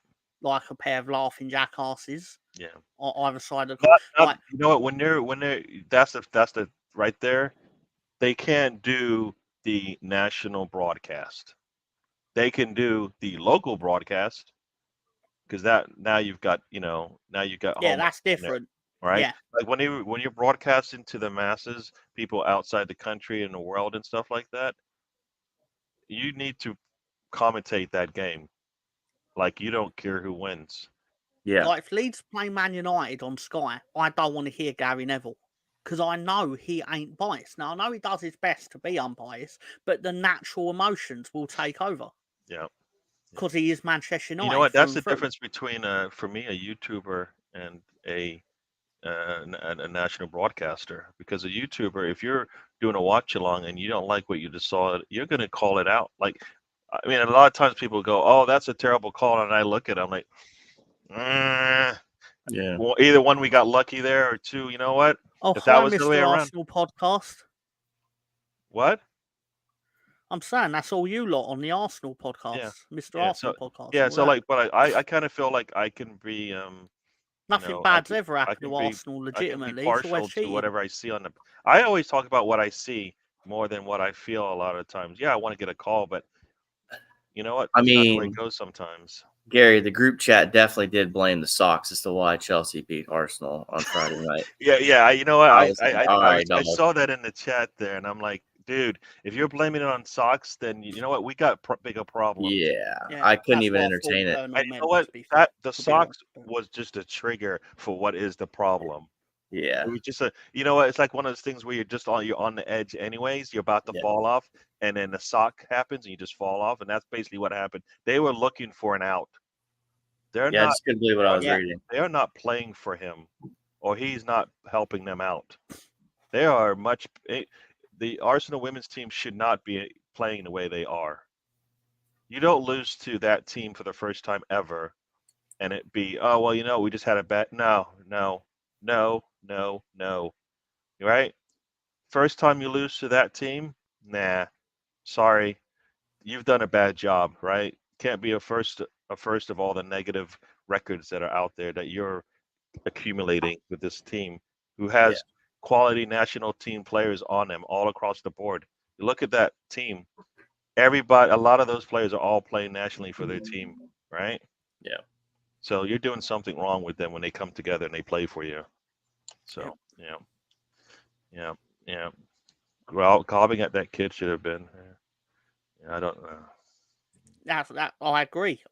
This is the thing with, I'm sure Stefan will agree with this. Is that once you get away with spitting on a child in public, Yeah, you can pretty much do whatever you want true. because there's not much else you can do that's worse than that.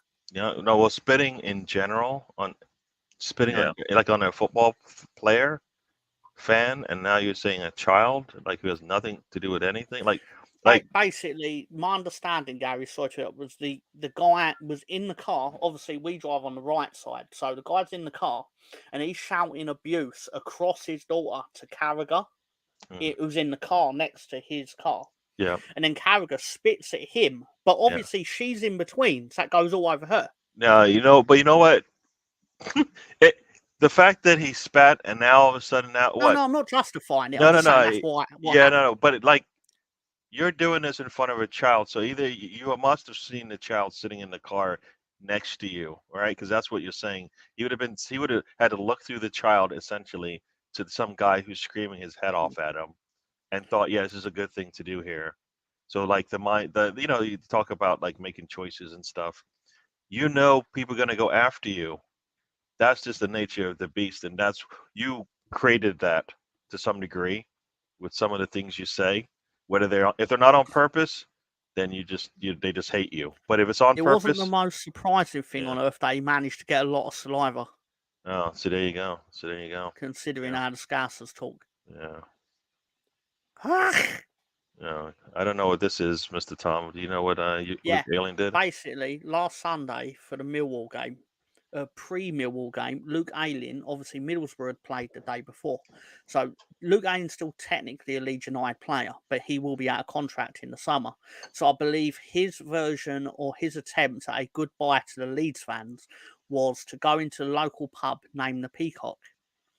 And he poured a few pints and stuff and did all the autograph stuff and that, but then he stuck £5,000 behind the bar for everyone to have a drink. Very And nice. then went and watched the game. It was very cool. It's very nice of him. Very nice. Very He's a nice nice indeed. lad. Yeah, that's cool. That's what every once in a while you want that. See, for me, that is like maybe old school football. Old school football. It's not something new. That's nothing. That's what they used to do. Now they probably last thing they want to do is give away their money to you for whatever reason, even though they want you to cheer for them. You know what I mean? You know, I He think I was feel like that. arguably robbing a living though in his final No, season. but you know what I mean. Like, but before it wasn't just because you make more money, I can give my money away. It was more like I enjoy you cheering for my team and me. No, When I we come love out on Luke the Ayling. pitch. No ill will towards him. Does he end Yeah. up in America? It wouldn't surprise me, to Yeah. be fair. Yeah. I mean, he still has to offer at a certain level. The reality is he overperformed in his first year in Premier League, like a lot of our players. But then the reality is set in that you can't maintain that level naturally, and it obviously showed. Yeah. That's an unfortunate byproduct of sport, is that not everyone can be amazing and elite all the time. Yeah. There are levels to this, as a Yeah. certain gentleman host of the YouTube sphere tends to say. Yeah. So like this one from Arsenal Misfit, like I believe over here, if you play Homer role on a national broadcast, you're not liked much. You need to be able to put your bias at home and present. You're going to present a lot of times the color analyst, the former football player will tell you why they're doing certain things on both sides, but you got to be constructive and when you not constructive, but just be true to yourself when you talk about the sport that you're looking at.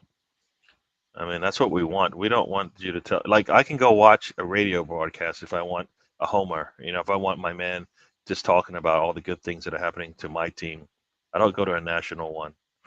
So, yeah, I do like to think I talk the most sense on the Mr. Arsenal podcast.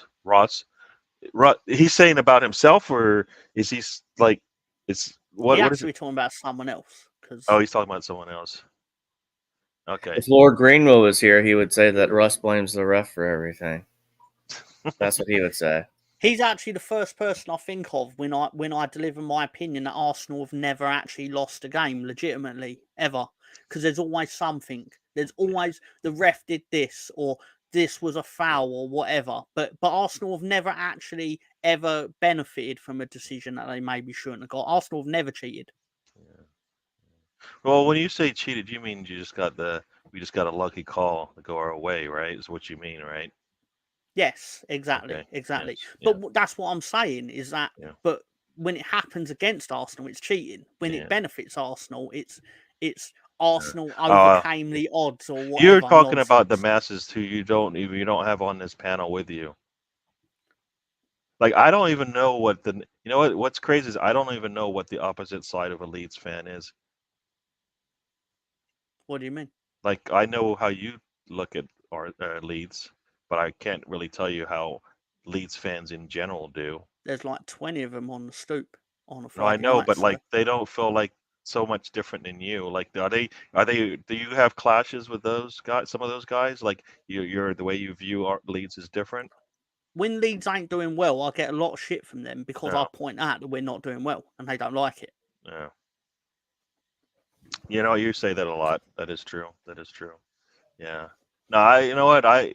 If your team's not winning, what you can't be talking about all the positive things because This is the how thing. can you This do was the that? thing. It was like, Tom, Tom. How can you be so negative about Leeds? I'm like, we're 19th in the fucking Premier League. What am I meant to say? Pardon my language and noise levels going up and all that. Sorry, Yeah, but yeah, yeah, yeah. No, I agree with you. Like, I think as fans, we're supposed to, as Ray says, it's a roller coaster. Sometimes you're up and sometimes you're down, right? When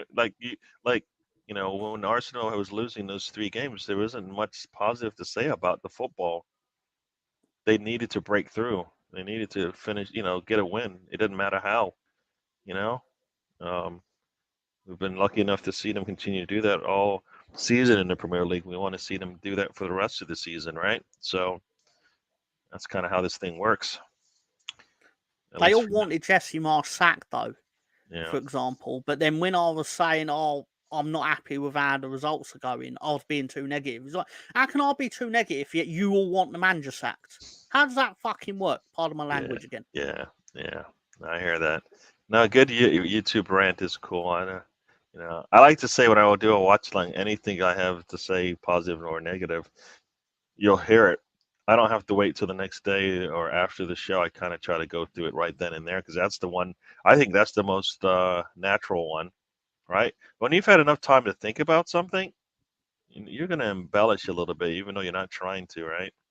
But if you're seeing and watching it in the moment, you're like, this sucks. This really sucks. Whatever just happened there, not good. Not good. I view Leeds different because I feel they're a football stadium. They're wedged where they could be affordable I houses, view but you instead different, Colonel, it because would you be should more. have been swallowed. Oh, see, yeah. Oh, Colonel Ward, you kind of set yourself up there, and Mr. Tom took it there. He took it there, went there, and as you said, swallowed it up. Mr. Tom swallowed it.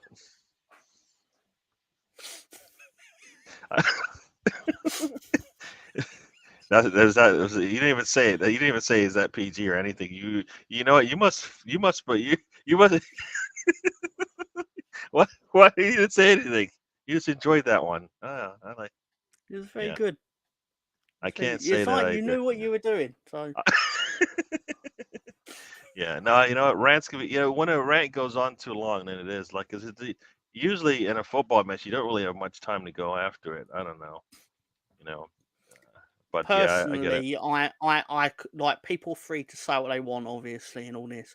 But I do feel like some rants they do get clickbaity because people then bay for them or they Mm, clamour for them. yeah, Um, so then, like for example, there's a certain individual in this very chat who will be like, "Oh, sense a rant coming," and it's like, yeah, but it's not a natural rant if you're asking for it. true.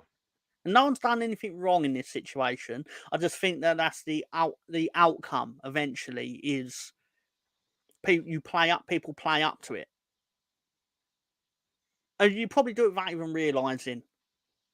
I mean, I may even without realizing. Tony might. Well, no, Tony definitely does, because Tony's like, "Oh, it's Tony, it's Tony," sort of thing, and it's like, "Oh, I can interrupt whenever I feel like it," because everyone's just gonna be like, "Oh, that Tony's a card," and it's like, "No, Tony, it's actually quite really fucking annoying." But anyway, wait, what?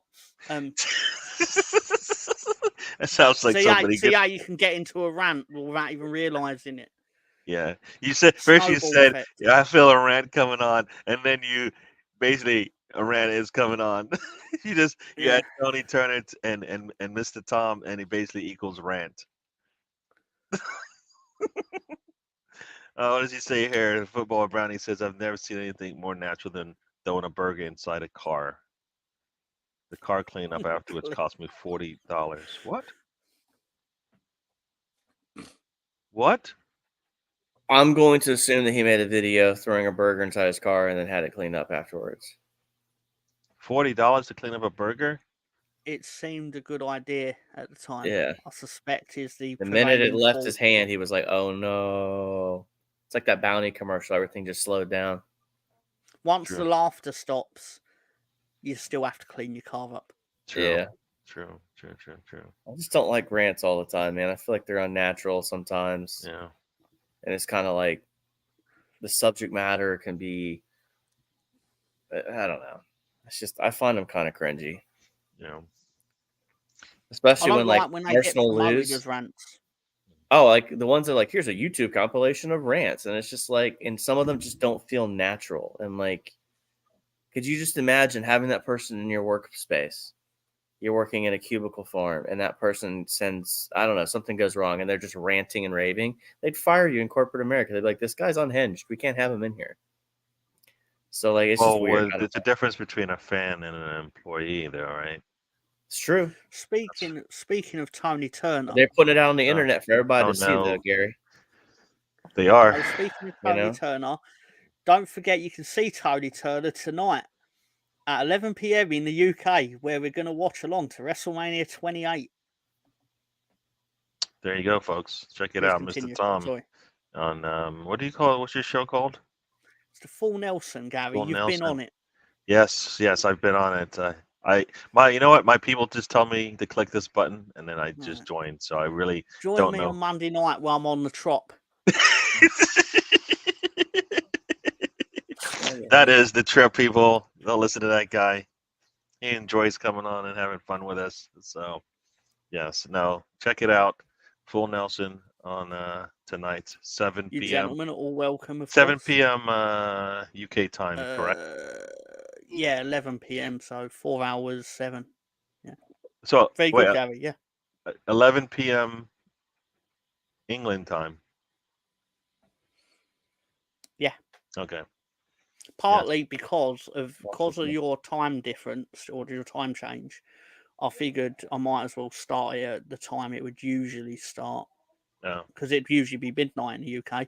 But because Tony's picked something that's 4 hours long, it's like, well, I'd rather it actually finish an hour earlier, which I can make happen by starting the show an hour earlier. There you go. Colonel Makes Ward sense in my head. Colonel Ward wants to join your show. I don't know. Well, you can click the link and join in the comments section, sir. There you go. Let's see. Because we lost to Swansea. Oh. So you wait burger there's on a space in between those houses that we could have built the park in or whatever it was. Yes, you did. Where That's we built where it in a you know. road. So Colonel can Ward sit is in there. funny, right? He'll trip you up and then pick you up and then say, you know, I'm sorry you tripped, and you're like, no, but you tripped me.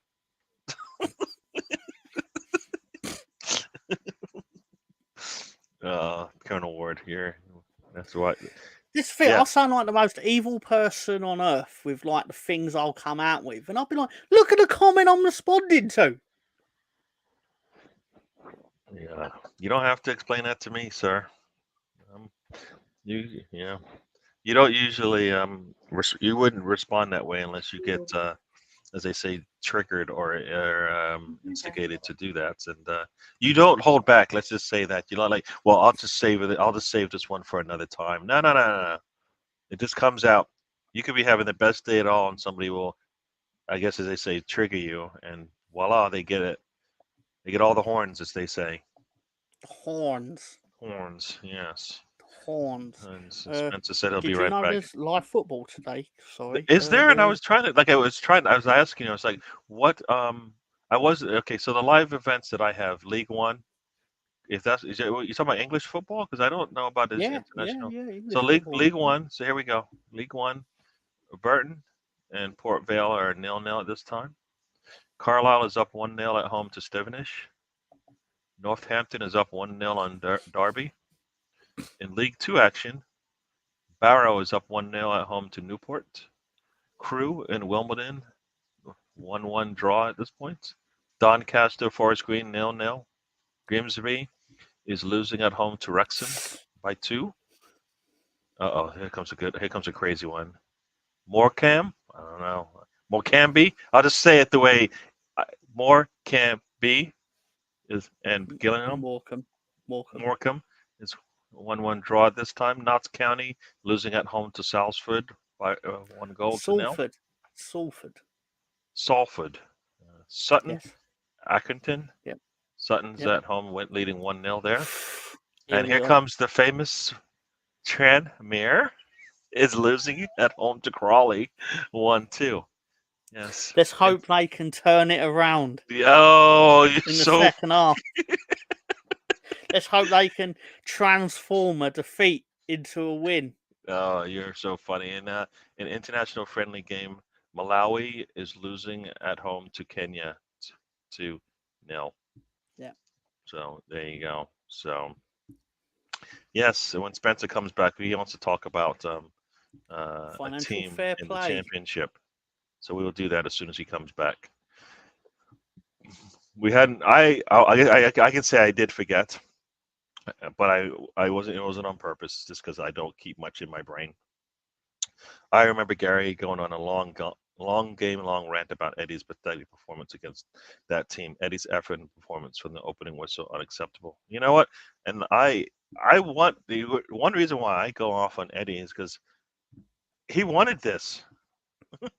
He asked for this, right? He didn't want to go anywhere else. He stayed with Arsenal. I assume he wanted his shirt. I doubt Arsenal said, you know what? We feel because of your expertise and your knowledge and your talent and all of this, we're going to bless you with the 14 shirt, right? I don't think that's what happened. I think he did for whatever marketing purposes. And you take a shirt with a number, you gotta fill that shirt, right? You gotta answer the call when you put that shirt on. He doesn't do that for me, and he doesn't run for me. Like I said, he does not run. And footballers who don't run for me on the pitch, they're not doing their job, especially when they come in for the last 30 minutes of a game, and you're like, dude, you look tired already. You haven't even done anything today. So yeah. I guess I just rant on about Eddie because I feel like he's not I'm giving him 100% of me. Why can't he give me 100% on the pitch? Yeah, that's what I feel. The most angriest I was after a derby was when Ipswich lost to Norwich in the '85 League Cup semi. Utter cheating bastards. Town relegated them a couple of months later, and that was sweet as molasses, as they say. So I'm going to be nice about it. So there you go, Mr. Tom. What's the angriest you have been for when you've watched your team play? Like the angriest, like snot coming out of your nose, kind of thing. Like you almost like knock yourself out because you're like, It's all actually this. hard. It's hard to quantify that because I'm more used to the crushing disappointment that comes with supporting leagues. You know what? Losing, I was pretty angry when Arsenal beat us 1-0 with the Thierry Henry goal. I was furious at that. Yeah. Furious at him. Yeah. Because I think it was like bringing on a ringer. True. Fixed. Cheating. Is that when he like kind of retired or like kind of like? Yeah, he'd retired and then came back. Was that when he was ready? He played for the Red Bulls.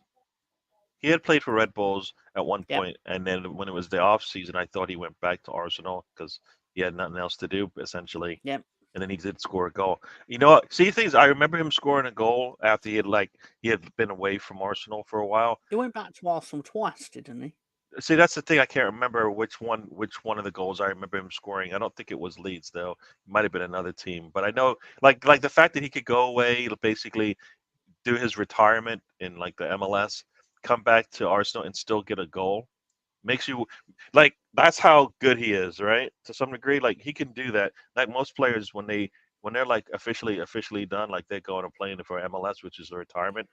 immunity Still feels essentially. like a conspiracy to They this can't day. come back. So Ah. they can't come back. Genuine conspiracy. Yeah, France versus Germany today. Long sleeve kits on display tonight. Yes, I saw. I don't know. Did you see the Waiting for Spencer to come back, but did you see the? They had like a, I don't know, a little meme of like the French team coming walking out, and it was Mbappe and Saliba. I think I can't remember who else was in the picture, but they had different logos on the front of their tops. I don't understand. I can tell you the most sad a football match has made me. Mm. It's probably not what you all think. Like Mm. being relegated, you just like you have time to see that coming. I got more angry at that in the lead up. Like I was angry about it quicker than the Leeds fans on the stoop were angry about it because it just felt like it was coming. Which one Whereas when again? it Can you happened, repeat it that happened. again? Which one was that again? What do you mean? Which game are you talking about again? Well, no, I was going to say Leeds getting relegated. Mhm. When that happened, I'd already accepted it. Whereas Yeah. when we played Derby in the playoff semi-final in 2019, we were winning 1-0 up from the first leg. We'd Mm. won 1-0 at Derby. Statistically, in the championship playoffs, no team that ever won the away leg first went out/lost in the home leg. Yep. Until Marcelo Bielsa's Leeds United rocked up against Derby County.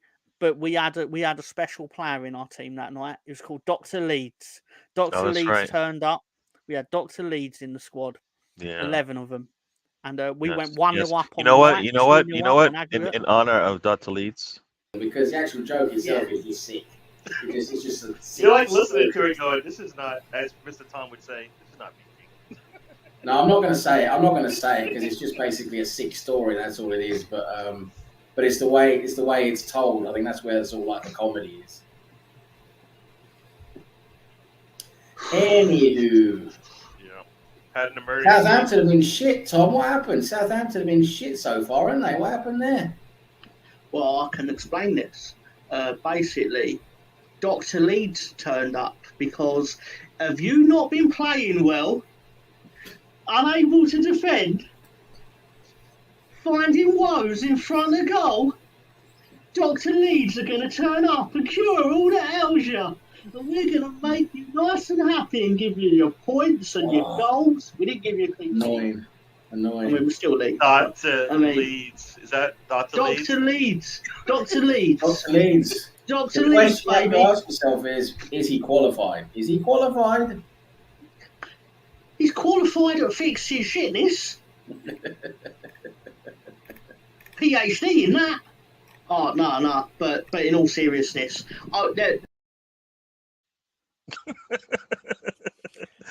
That's one of the greatest takes we've had there on this. Turned out to be right because after Dr. Leeds turned up at Southampton, they didn't lose for 23 games. So there you go. He hails what ills, right? He hails what ails. Yes. I hear that. If Greece beat Georgia on Monday, we will be in the Euros. Whoa. In a group of Turkey, Czech Republic, and Portugal, all countries who hate us. So there you go. All right. Every now and then. To be fair, at least I get annoyed when genuine bad things happen to my team, not when arbitrary nonsense happens. Like, oh, my team's 8th, and I'll act like it's the worst thing in the world. Everyone needs to die because my team and not in Europe. Yeah, I don't know what the echo was all about on that one, but that's just how the audio came out when I pulled the video down. So I wasn't angry, but it felt like I was on another planet. It went on for weeks and months later when Cardiff lost to Blackpool in the playoff final at Wembley. I can't believe what I witnessed. That is what upset me more. Yeah. It was the fact that we lost to Frank Lampard. That was the extra bit of spice on top of, because we'd beat Derby County 3 times out of 4 in that season. Yeah, see, that's the problem right there, though. Didn't matter. That's the problem right there, is that it's hard to just beat teams multiple times extra than usual. Like, if City were to win their quarterfinals and Arsenal win their quarterfinals, and Arsenal beats City, for example, on the 31st, it's going to be really tough to then turn around and beat City in a two-legged affair because they would have lost 3 times to Arsenal in the season at that point, and it's not going to be easy in Arsenal. So, like I said, yeah, yes. I wasn't angry at all, but it felt like I was on another planet, and it went on. Oh, this is that. Arsenal angered me the most in the Europa League final in Baku. Yeah, that was painful. Yeah, exactly, Mr. Tom. 4-0. That's just like you know what you I like to think you work hard to get to a certain place in a certain part of it, and then like, are you kidding me? Like it's better to have lost than loved. It's like no. This is not that kind of thing. You at least want to compete, it seems, Like, can you give me something to hold on to? Like, was it every ball they put into the box deflected off a defender and went in kind of thing? No, it wasn't one of those, it seemed. You just did not come out to play. It's exactly like, to answer Colonel's question from earlier, Welling United are currently winning 1-0 at Chippenham Town. Oh, I didn't. When he's. Oh, I was gonna put that up, but I didn't know that was a match. Did not answer. No, it's in the National League South, so it's the 6th tier. Oh, I didn't. Okay, it doesn't show it up here on here, or I haven't scrolled down enough to see it. The Night Rangers done their what? 9. 9 They was won the not one. league 9 years in a row. My dad said to me, "I will understand it if you cry." Of course, I didn't cry. I think it was taking nip over here. Proverbial piss. Mm. Yes. I think it was also against Dundee United. My memory. Oof. Not a big name in football, huh? Yeah, what Brownie's just said, that's what I feel about that night against Derby. Hmm. It was I don't know what happened. Like, I'm sure if I went through it minute by minute, I can pinpoint the moment it went wrong, but I don't know how or why. Yeah. It Because you know what? affected It's like a them. perfect storm, right? Like everything Yeah. has to go wrong for you in that situation. Like if one thing goes right, it probably is a 0-0 match and you don't care, right? Or a 1-1, a draw or something like that, and you don't care. But no, that's not what happened.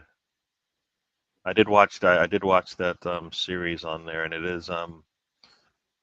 it's good to see that, you know, because you get that because we always talk about seeing the ups and downs and all of that, and then they have like it on video, like, you know, wow, you know, it is a lot of stunned faces, right? It's raining now. It was was sunny raining earlier earlier. today. Now it's raining. Yeah, it was raining over here. I don't know if it stopped or not, but yeah. So before Mr. Tom was born. But Spencer did have something he wanted to chat about. So Spencer, um, you start the proceedings. Yeah, I just wanted Tom's thoughts on Leicester's FFP charges. Fuck them. Deep. It's a deep analysis. So apparently, I hear they're not even complying with the Premier League, is what I'm hearing. So they're just Unlike doing the a other city, basically, right? I mean, that's all City did was essentially in the beginning. You all hear that? It sounds like there's a war going on. Now I can't hear anything here. You can tell that it's gotten darker at your place because I can't Yeah. see the walls anymore. Yeah, but no, it's. Sorry. Continue. Sorry, it's just very loud behind me. Leicester, man, and FFP charges and points deducted. I don't know if it'll happen this year, but Mr. Tom. I do think it's especially galling that 3 teams, that specifically last season, 3 teams we're in a relegation battle with have all failed FFP, and we seemingly have not. Now, I want to be careful when I say that because you never know what's around the corner. Yep. It could turn out that we fail financial fair play, even though I'd be surprised if we did, based on the fact that we made a fair few player sales, especially this summer. Yeah. And we got a significant portion of the wage bill off the wage bill, unlike Leicester, because Leicester are paying about 60 to 80 million pound a week, not a week, a year in the Championship, which is genuinely unsustainable. Clearly, Yeah. Jamie Vardy must be on about 200-300 grand a week in the Championship. Yeah. But so with BX says they won't deduct points until next season, supposedly, which is bogus. Yeah. But they can't deduct points now because the Premier League doesn't no real rule over the EFL, correct? So at the end of the day, separate. Yeah, the Premier League is a literal breakaway from the EFL. They have no standing. And the FA can't come in and do charges either, technically, because it's broken away from the you know what I'm saying? So like the FA, because the FA, if you do something in the Championship, League 1, League 2, the punishment can come swift and fast and be pretty brutal. So, I mean, what I find weird is why, like these are companies, right? To some degree, their books, I guess, have to be closed at a certain time, depending on whatever business they're in. I would like to think that since football clubs' business for the year closes in the summer, that at least soon after that they would be able to tell whether or not there's an issue with financial fair play, because they need it for their business to run. You know what I mean? Like, these are all things that they should have, like, it shouldn't take so long to figure this thing out, because you know 2 years in where you stand. So a third year, and if you're on that line, it should be easy to just figure out, look, this is the third year they come in, something bad's about to happen because they're on the cusp of getting penalized, right? So, you know, it should happen sooner, and everything's done electronically anyway, so you can't tell me, oh, well, it took a long time to figure it. No, you knew. Like if it's financial fair play, it's 2 years in the making, right? It's not 1 year. It's not like, oh, this has happened 6 months ago. No. You knew 2 years. After 2 years, you're on the cusp of maybe failing, right? You knew this, and attention, people! Welcome to the stage. We've got a man who all he does is leave trails of blood and guts. It is the man, Pat Tate, the road trip quality control manager, who cleans up the mess. If you make a mistake, he's there to punish you. Pat, talk to us. All right, lads. Hello, Who's this sir. Yank? Who's this Yank now we got here? It's Spencer from the Virginia Spencers. The Virginia Spencers? Yes. Spencers in Virginia? Very true. Yes, sir. He's having a bubble bath, isn't he? yes. He's on the floor where he's supposed to be. He's on the floor. That's where most people are when they've been around Pat Tate, I'll tell you that.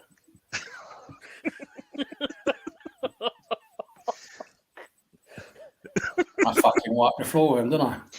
I fucking wipe the floor with people. That's what I do. I'm going to fucking human mop. Are you the janitor? I'm the fucking Essex janitor, I am, mate.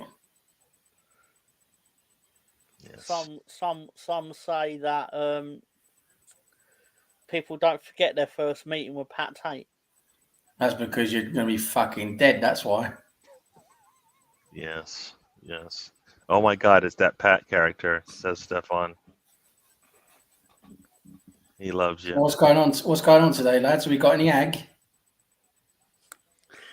Have we got any aggro? We were just talking about Leicester getting maybe punished for spending too much cash and not making any I went cash. to Leicester once and I punished 10 geezers at once with a fucking baseball bat.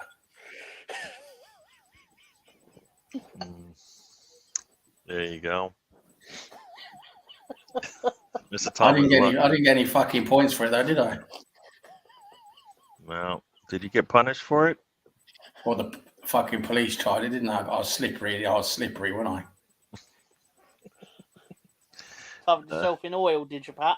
Yes. I was slippery and I got on a motorbike, didn't I? Yes. Yes. Yes. Police can't handle motorbikes. There you go. Yeah, Russ Spencer gets the floor. The dogs get the couch. So, that's where he stands, and he'll like it. So, what happened, Pat? He's told you what happened. What happens when Pat comes to town, knocks on the door? I clean up like a fucking janitor, didn't I? The caretaker. That's it. Just call me the caretaker. So this is so for those who are into football finance, Brownie has a place where to go for that. Yeah. The price Kieran of football. Maguire is a very astute individual.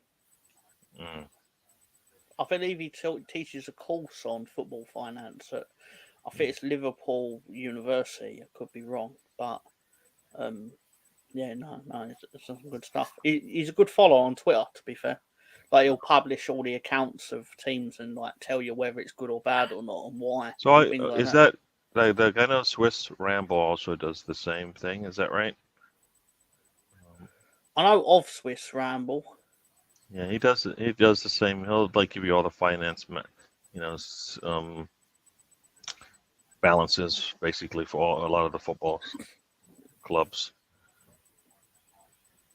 You mean to say, Brownie, that I've been on a show that has also been graced by Kieran Maguire? Notice. Yeah, when Pat Tate comes on, things kind of get right. Starstruck. He's had Carlton Palmer and Warren Barton on. Former Leeds United player Carlton Palmer. Yes. What? Yeah. Do they know of why they know of Brownie? They know of Adam? I think he was holding him hostage, but yeah. Okay. I'm just wondering how that happened. It technically counts. Not done their due diligence. Did he blink twice, like at different parts of the show, and people just didn't catch it? He was all tied up like a mummy, but he was technically there. No, he actually had Carlton Palmer on and Warren Barton. 2 different shows. Yeah, you can go back. It's in his archive there if it's still available. My favourite show in his archive is the one where he fell asleep and left the camera running. That was one of his first ones, wasn't it? We went to bed and he wanted to have an 8-hour film of him sleeping.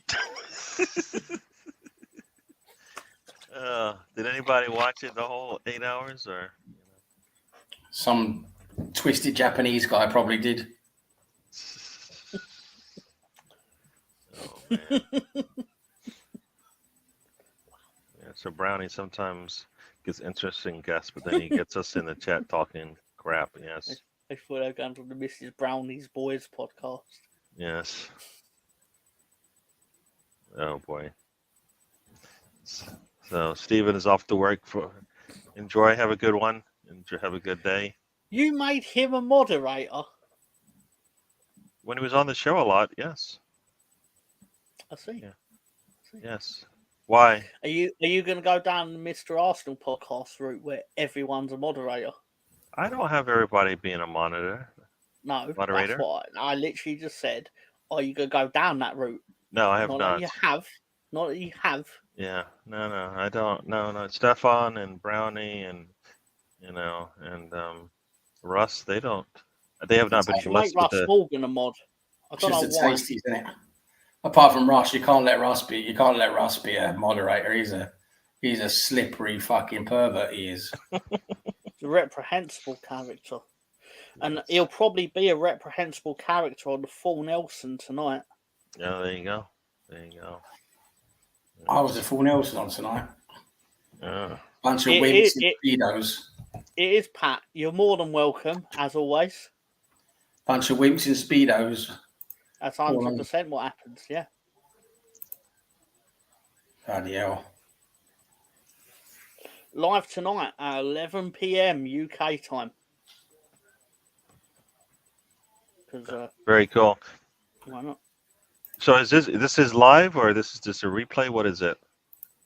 Oh, we're going to be watching something from 2012. Okay. All right. So, and I'll get to tell the story of the time I bet on wrestling for the first time. Yeah. I went 0 for 4. Let's just say. Yeah. So I'll find the link and I'll put it in here. Please do. I've made the channel. Yes. Not channel. I've made the link So for the show and all that. you can check it out. But where is it? Live show. Here we go. Classic Okay. Watch Along. Well, Gary, you'll be very saddened to know that your favorite LBGTQNP345 team, Transmere Rovers, they lost 2-1. Oh no. No. That's terrible. That is terrible. What was that again? Yes, I made a faux pas. Yeah. 40 Gary's clip. favorite team, Transmere Rovers. Trannies. Pat, they're still playing, mate. They've just kicked off the second half, mate. Oh, did they? I was the first half only then. A 2-1 down against Crawley anyway. Yeah. Let's see if they can transform a defeat into a win. Well, listen, folks, I'm gonna have to go. Where you Mr. going? Mr. Tom is gonna stay on. Pat Tate is here. He's got some words of wisdom for you. Where you going, you mug? I have put the link in there to check out the show later tonight. Thank you for that. But Stefan and BX Gunner and Russ Brownie, thanks for joining the show. And Stephen was here earlier. Chris Nix joined us. Thanks for all joining us. I will see you guys on the next one. Mr. Tom will take you out from here. And have a good one. See you, Pat. See you, Spencer. See you later, Gary. Mr. Tom. Take it easy. Yes. See you later. See you later. Okay, cool. Now that Gary's gone, let's bring in the hardcore porn and nudity. No, wait, what? Sorry, that went a bit differently to how I envisioned it in my brain. But I will, Russ. I will, sir. I have it ready to go, kind of. But and Spencer, I will do. I have it. I'll have it ready to go, kind of. Pat, I can send you it as well. All right, it's fine. It's no problem. It's all in good fun. All right. Yeah. To answer your, I'm forgetting. I've got the thing now, and I can do the thing anyway. Yeah. So he was like, "Oh, thank you, Gary." Or later, Gary. I mean, he can't see it. He had left, but all right. The link and He left. The Tommy Tickle takeover. I've been called worse things. I've been called Tommy Tank. So, anyway, probably until the top of the hour. Seems reasonable. I'm forgetting that Gary's been on for 2 hours, hasn't he? Past his usual time. Did he start at that silly time again? He did. Doesn't that? He's brainless, isn't he? When it came up the half hour, because the tweets all said 3 p.m. UK, and then when at 1:30, it then came up in 30 minutes time. There is a road trip. I was like, God damn it! But That guy just doesn't learn, does he?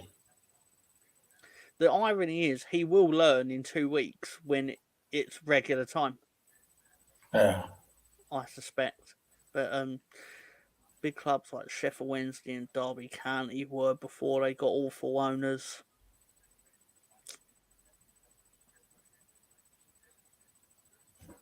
Calling Sheffield Wednesday big is a bit of a stretch, but all right, I get the sentiment. I mean, my theory is basically fuck Sheffield Wednesday and fuck Derby County. So you have to do really well to get me to say something positive about either one of them. But especially Derby, but especially Wednesday. Anyway, I'm just gonna sit back and watch the shit show unfold. So, Pat Tate, what do you think of the financial fair play that has fallen foul of via Leicester? As I said last time I was in Leicester, I smashed up 10 geezers, didn't I, around from the coppers? But they didn't give me any fucking points, did they? Fucking arseholes. But financial fair play is giving me a few readies under the table and fucking making sure my pockets are all lined. That's financial fair play for you. Buy it. Well, financial fair play is giving me a few readies and me letting you live. That's financial fair play.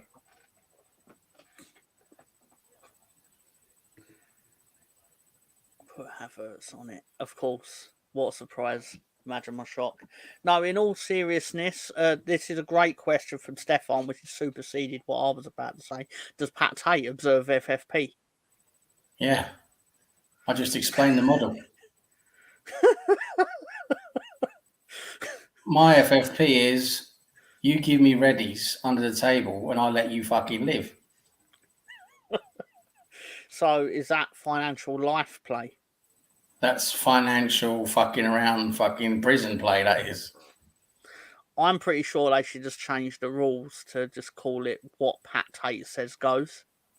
Yeah. Financial fair pat. Yeah. I suppose I should get the thoughts of Pat Tate as well on. There's a particular football match tonight at 6 p.m. in the UK, I believe, between the England and Brazil, and it will decide which is the greatest nation on earth. So, Pat, what do you make of this? I went to Brazil once. I shagged this girl on a Copacabana beach. Did she tell you she was a girl, or was she actually a girl? Well, she looked like a girl, felt like a girl, walked like a girl, talked like a girl. Didn't have any dangly bits at the bottom. But I tell you what, like, sex on the Copacabana beach is not always that, always meant to be. Like, all that sand gets in all the fucking holes. Makes it very uncomfortable. So we've got Russ Morgan. I'll go back to that, Brownie. We've got Russ Morgan, the one and only, who says, Pat, what do you make a New England shirt? But have I got it wrong, or is that new like interpretation of the flag? Isn't that only on the back of the collar? Yes, that I believe that is correct. So what's the fucking fuss about then? They haven't changed the 3 lines, have they? No, I believe that a company has tried to start a culture war for profit. Personally, well, it's obviously getting attention, and that's what they want. They've got the attention they want. It's going to give them some extra, attention and focus and probably money or whatever. But it's only that little flag on the back of the collar. It's not the 3 lines. It's not the England emblem, for fuck's sake. Mm-hmm. And it's not like they're never not going to put one traditional back on another shirt again either. I mean, it's no big deal really. That little one on the back of the neck there. It's no big deal. I mean, if it was the fucking England logo, yeah, of course, that would be a fucking travesty. But they did. I actually think it didn't take long for the discourse to start up again, because during the England under-21 match yesterday, I believe Harvey Elliott turned the collar up, to which the story immediately became Harvey Elliott goes out of his way to hide the New England flag emblem. Harvey Elliott's a fucking mug. He's a fucking mug at Harvey Elliott. He plays for a mugs team as well.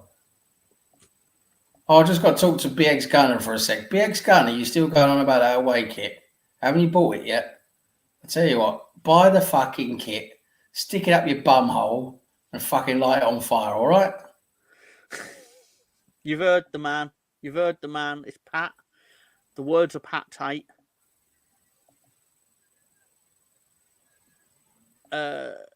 I think the whole, as much like, I don't care about the flag, the whatever you call it, I don't care about it. But at the same time, I still think it was stupid to do it, because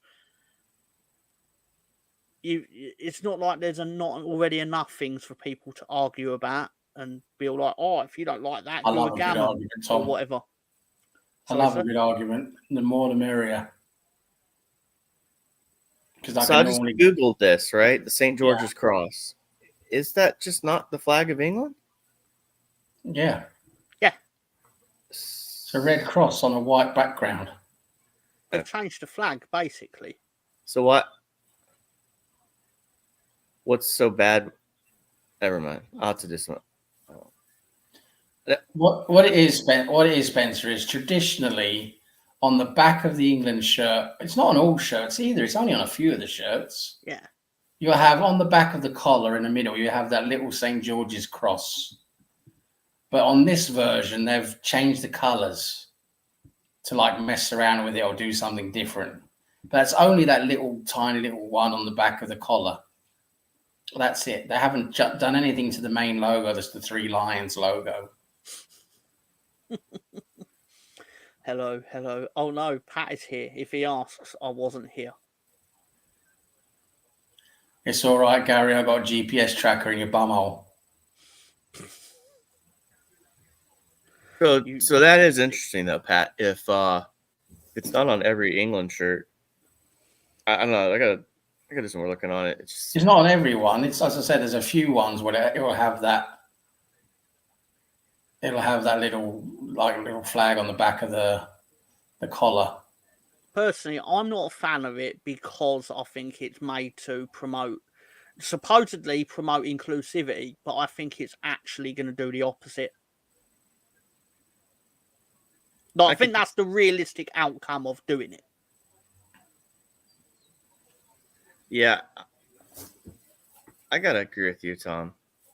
After looking at it, I don't see anything wrong with having that on your shirt, but to change it just seems kind of, I don't know, man. It's like everybody tries to pick at certain like social norms just to see what they can get away with. But I guess Nike will find out in the sales, right? If Nike makes a lot of money off this uniform, they'll do it again. If not, they'll never do it again.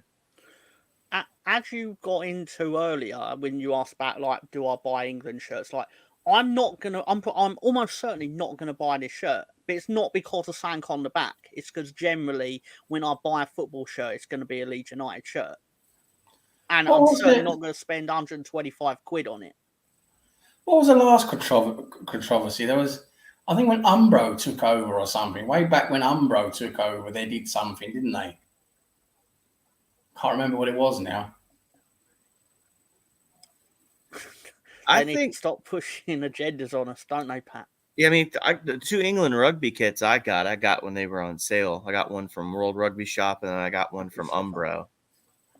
Or actually, no, I got it from the England Rugby Shop itself, actually. And, I mean, it's got the St. George's all over the bottom of it. It's the one from, I think, the 21 Six Nations. Part of my annoyance with the discourse is that I feel like I've said something fairly fair and sensible, yet there will be a certain group of people who hear that and then go, oh, so you're against gays. Well, people. I'll be like, well, I don't think I've said anything that's against gays. I just think they've created something, knowing the discussion that will come from it. But people interpret things in extreme ways. They can just go get bent, can't they? Yeah, I think you see the tribalism a lot, especially here in the States, and it's just really annoying, the discourse. Just like what Tom said, it doesn't mean he's anti anything. It's just he feels like it's probably unnecessary. So those colors, right? I mean, they're not even I mean, this is what I find so fascinating, is the colors that have been used. They don't even mean anything. It's not like the Pride colors. It's not the EU colors. It's not they're just different colors. You know, I mean, you got to be someone looking to be offended by, oh, it's different colors. I don't like that. Okay, fair enough, but it's just different colors, isn't it? It's not like that. I mean, I can understand if they were trying it on with like the Pride colours or the EU colours or I don't know, United colours of fucking Benetton, I don't know, but they're just some different random colours. They're just trying to change it to make it look a bit different. I used to think United Colours of Benetton was a video in the back of my So dad's that's the wardrobe. other thing too, though. Like people will vote with their wallet whether they really like it or not. The social discord online is one thing, but whether people buy the shirt or not is completely will be the actual litmus test to the People reaction. will buy that shirt. They're going to go out and fucking buy that shirt in droves. Here's the thing also, though, Pat. Think about this, and this is the thing I said to Tom. Like, if England win the Euros this year and they wear that shirt, people will absolutely crawl over themselves to get that shirt because it'll be the year that they wore that shirt to win the Euros. Just like if you win the World Cup, you want that specific style of shirt. Of course, it can be legendary. Yeah. If this is the shirt we win the Euros in, it's a legendary shirt, isn't it? Absolutely. This is and Brownie. Look, Brownie. Look, this is Brownie, right? Brownie, you're looking. First of all, Brownie is the biggest controversy whore on all of the fucking YouTube. If someone loves a bit of controversy, is this guy right here? I mean, soft tint of pride. Guy, fuck off. This is exactly what you're looking for. That's exactly what you are looking for. You are interpreting that the exact way you want to see it. That's what you're doing. I do think there are people that don't like people having national pride in their country, and they misinterpret what pride in your country determines whether you actually are accepting of other people. And I think that's the problem, is any sort of national pride is viewed as like, oh, you're this, you don't like this. But I mean, watch the rugby, the opening line. It's weird though, but I don't think it is though. I think people just are looking. They're looking for that, right? Watch the rugby national anthems. Yeah. Every single player standing there singing their national anthem, crying because they have an opportunity to put on their country shirt to play for their country. We get too involved in these agenda craps, and it's just we're looking for something to be outraged over, and it's fucking annoying. The thing is, Stefan, is you shouldn't have to qualify that because you have right. a certain opinion. You shouldn't have to qualify that at all. You shouldn't have to say because the default opinion is going to be that if you are not 100% a fan of this emblem, you are racist or anti-gay or whatever. That is going to be the leap people go to. But you shouldn't have to qualify that you're not. It's not even a badge. Colonel Ward is calling it. It's not even a badge. The England badge is the 3 lions emblem that's on the front of the shirt. That is the England badge. What is being changed here is that that little flag, the St. George's flag that appears sometimes on the back of the collar of the England shirt. It's not even on all the England shirts. It's only on some of them. It's not an actual badge. It's just like an extra, it's an extra like flag, English flag basically, where they've just changed one of the flags. That's all it is. It's nothing to go get all your fucking knickers twisted over. It's ridiculous how you can get so worked up over just that tiny little thing like that. And like I said, if it was the actual emblem, if they'd changed the actual emblem itself, the 3 lions and all of that, that's a whole different story. That is a whole different thing. But all they're basically doing is changing the design. For me, it's just the design of a shirt. That's all they're changing is the design of the shirt. That's it. I don't think it is some kind of statement based on the fact that if it doesn't mean anything, why have you done it? To change it. I think these companies like to push the edges, though. I think they do because I think someone at the company thinks they're being like progressive. I guess that's the word, but I'm also looking for another word. They want to feel like they're having a conversation, and it's kind of like a conversation that nobody really wanted to have in the first place or saw an issue with, especially when it comes to this. It's just weird to me. I do find these conversations fascinating to an extent, but I do find them weird because, like you said, like Stefan shouldn't have to quantify that. That's a given, So yeah, and there, like BX said, there's a difference between patriotism and racism. There absolutely is a difference. It's like, and this is way left field, but it's like on a dating page when someone writes, "I don't like cheats and I don't like liars," as if like there are people out there who like I love that. a partner who's going to cheat on me and lie to me. Like that's the default setting.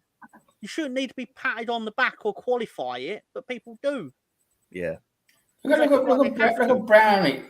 Look at Brownie just creating random shit now. All of a sudden, a sickle's in a fucking. Where'd you get this shit from? Honestly, They probably wouldn't accept a hammer and sickle. no one. No, you're just making shit up now. I mean, it's ridiculous. I mean, I would be more than happy to chair a discussion on Pat Tate versus Brownie on the matter. No, no seriousness. That would be interesting. That'd be a nice debate. Be fascinating, but same as secretaries and my like Celtic couldn't give a shit about religion. That's like the ultimate one there, Tom. Celtic and Rangers. It's ultimate. Boy, look, Russ Morgan, Mr. fucking PGMOL, fucking sustainability, fucking consistency. What's that got to do with the price of milk in Denmark on a Sunday morning? I love it. This latest fucking comment. That is so Russ Morgan, that comment right there. That last one. That is Russ Morgan in a fucking nut. It's the flag of our country that they're trying to change. I'm not worked up, but why feel the need? They're not trying to change the fucking flag of the country. It's part of a football shirt. Jesus Christ, why don't people get this? Why do it to the England shirt? They should do it to Iran or Saudi Arabia. They should do it to fucking Belgium and fucking France and Italy and yeah, of course. Do it to the whole fucking world. Bargav straight in there, big up. So what's with the English kit? Well, Bargav, we've not discussed fucking it. 20 minutes later as usual.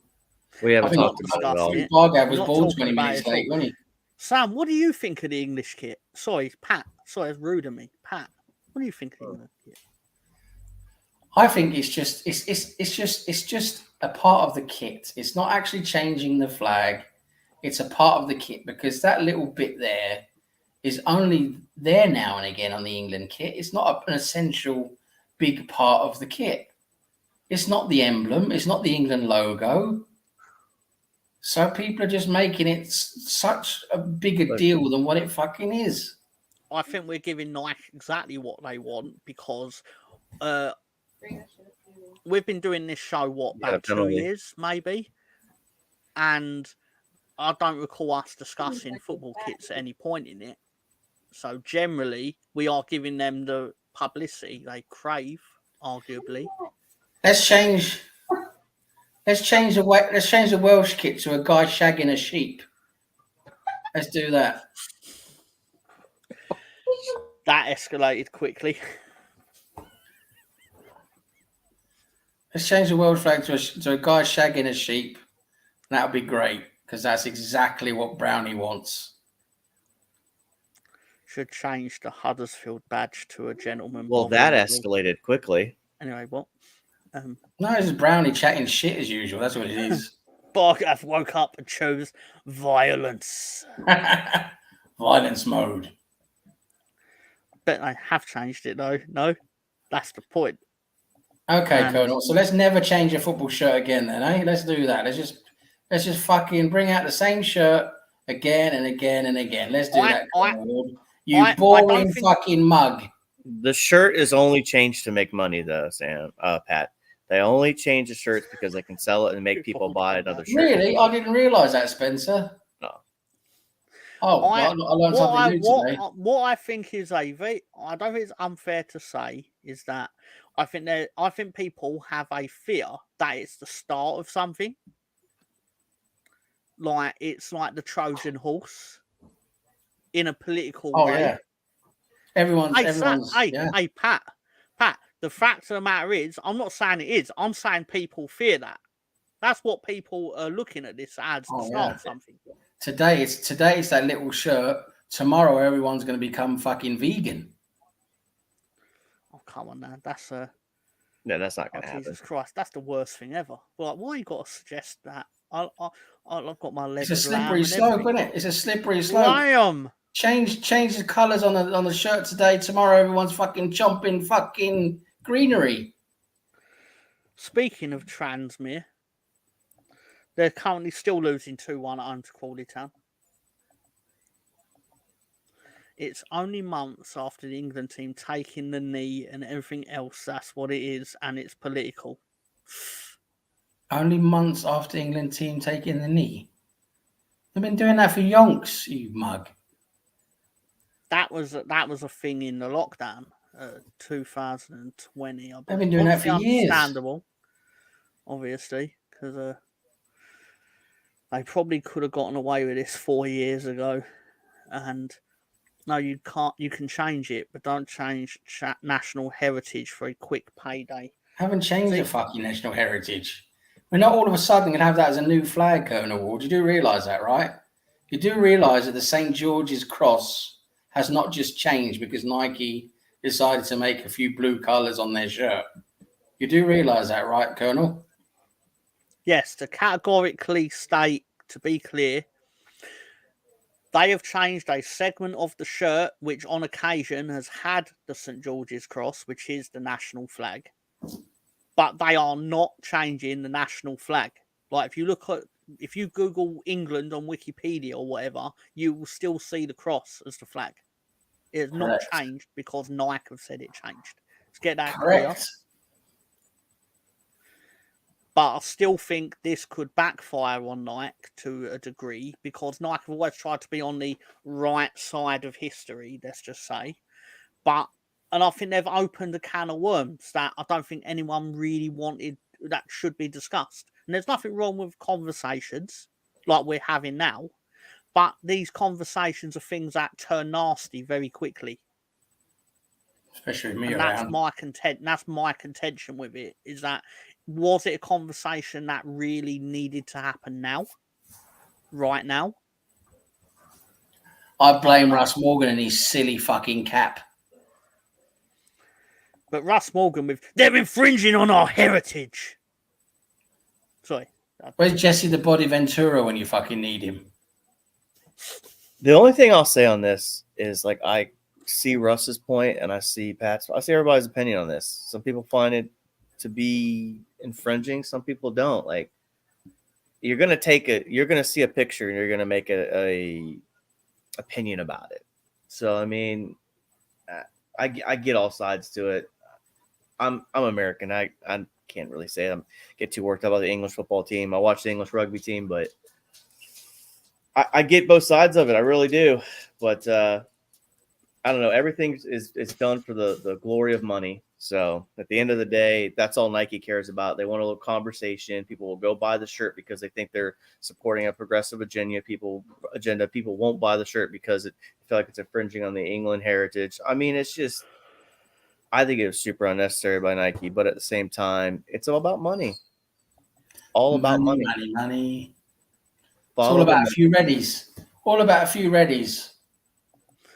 Football with Brownie, there's been some great comments. I'm going to read them all out. The Queen would have never allowed this sacrilege from BX Gunner.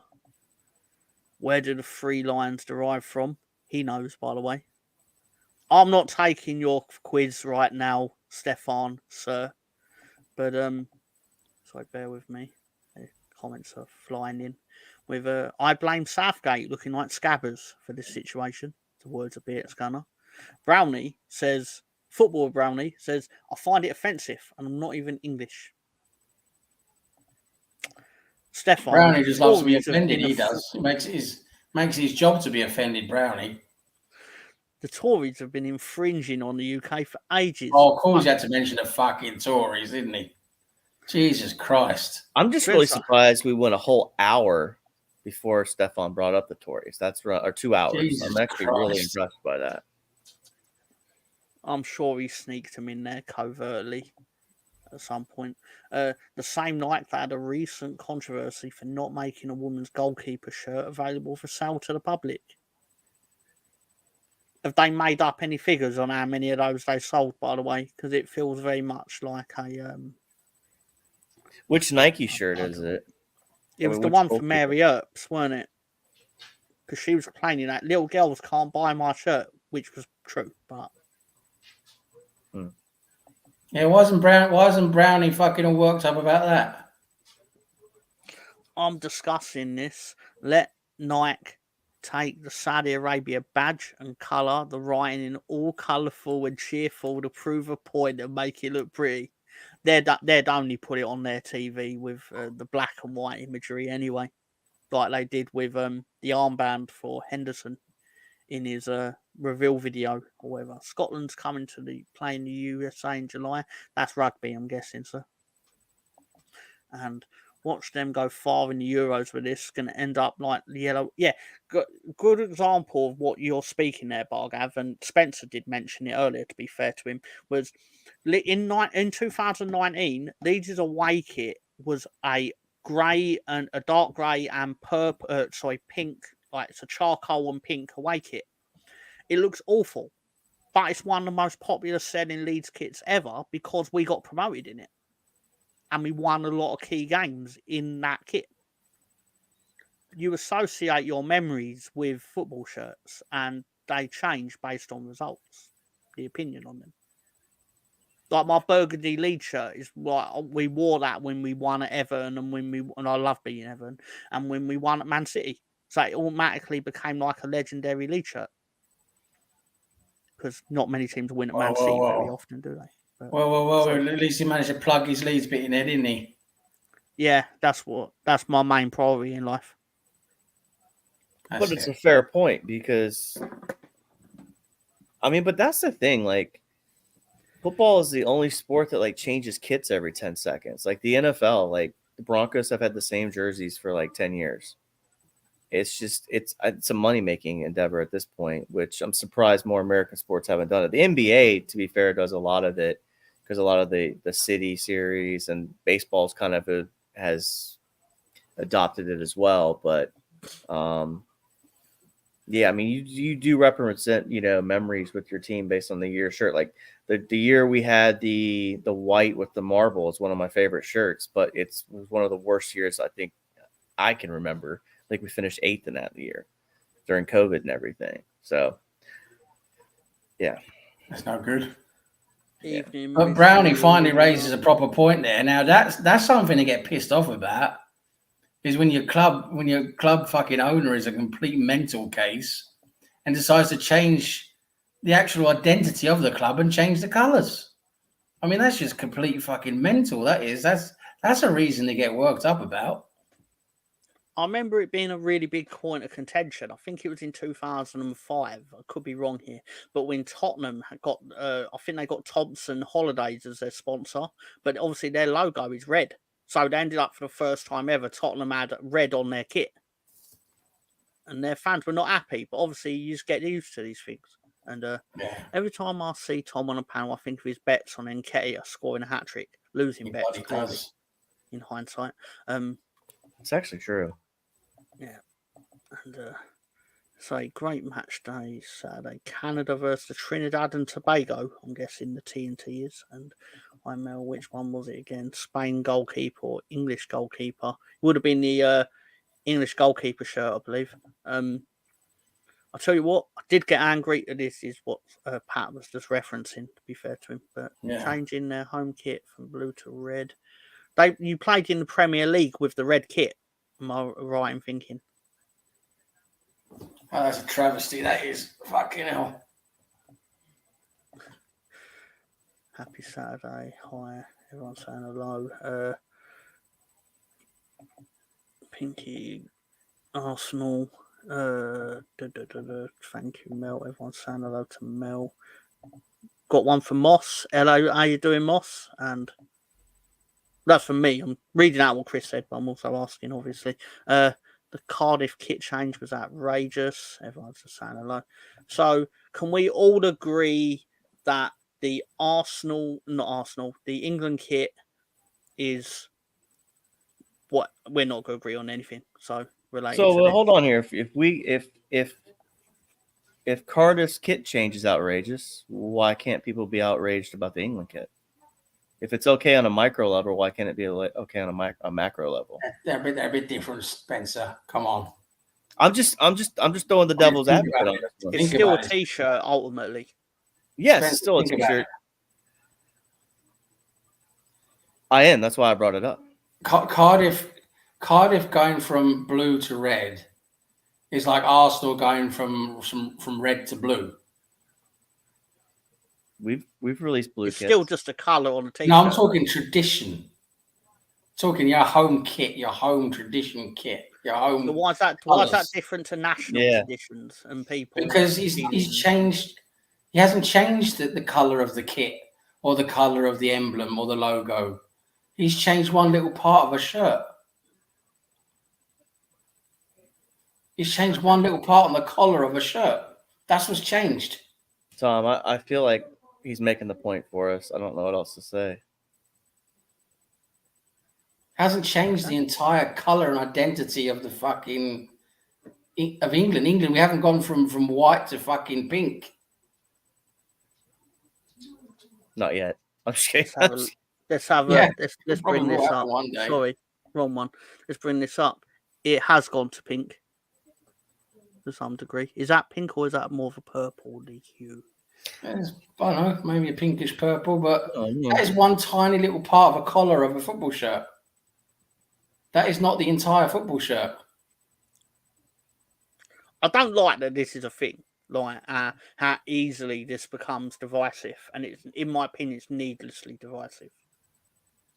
Which is my main contention: is that you've done it. You say you've done it to provoke a conversation, but you've really done it to make money. Of course, they've done it to create. They've done it to create attention and focus, and that's exactly what they've done. Because we're talking about it. We wouldn't be talking about New England kit if that wasn't on it. Exactly. Because it'll be boring and bland, like they almost not always normally are. All right, so let's talk about something more important. Leeds United. And, no. I want to talk about wasn't it? I'm trying. Tom, you've got a good memory. Wasn't it? Was it an Umbro kit? There was controversy when England changed something some years ago as well, like one of the kits. Was it an Umbro kit? We brought out an Umbro kit and something changed. What was it? I can't remember now. I did see it referenced on social media, but try and find it. But isn't England the ultimate traditional? How do I say this? Traditional country as far as like we do cricket the right way, we do football the right way, we do rugby the right way. Yeah. You see what I'm saying? So it kind of already comes with the territory, right? The minute you change something on a shirt, it's disregarding the old regard, and you know, like America's a little bit more progressive with their national team shirts. Like they just do whatever. But England is very about the tradition, the proper way, the king, the queen. Yeah, you're right. And it's a good. I'm not saying it's bad either. I'm not saying it's bad. You're right in terms of there's normally more tradition involved. Yeah. Yeah. Like Lords is considered. Yeah, you know what I mean. So I can see where people you change any little thing on the England shirt, people are. I wonder if other countries would have the same reaction. Well, there has been those changes to that is the England. That is the collar of the England shirt in 2012. What is that? What's red, green? They've added these different coloured crosses. Oh wow! Why isn't everyone all fucked off about that then? Because I don't know. Well, someone was fucked off about it enough to actually go and find it to even like make it what because in 2012 everyone wasn't on fucking Twitter bothered about every fucking little thing that fucking moves. Seem a bit bothered by it, Pat. I'm bothered by the people who are bothered by it. I'm bothered by the fact that you're bothered by the people that are bothered. I don't know. We think we just did a circle here, triangle, it's whatever. It's a recurring circle thing that can happen. It's the Spider-Man meme on steroids. No, but why are we worrying about it now? In 2012, they did that. It's far worse than what they've done today. But what was different in 2012? Oh, we didn't have fucking Twitter, did we?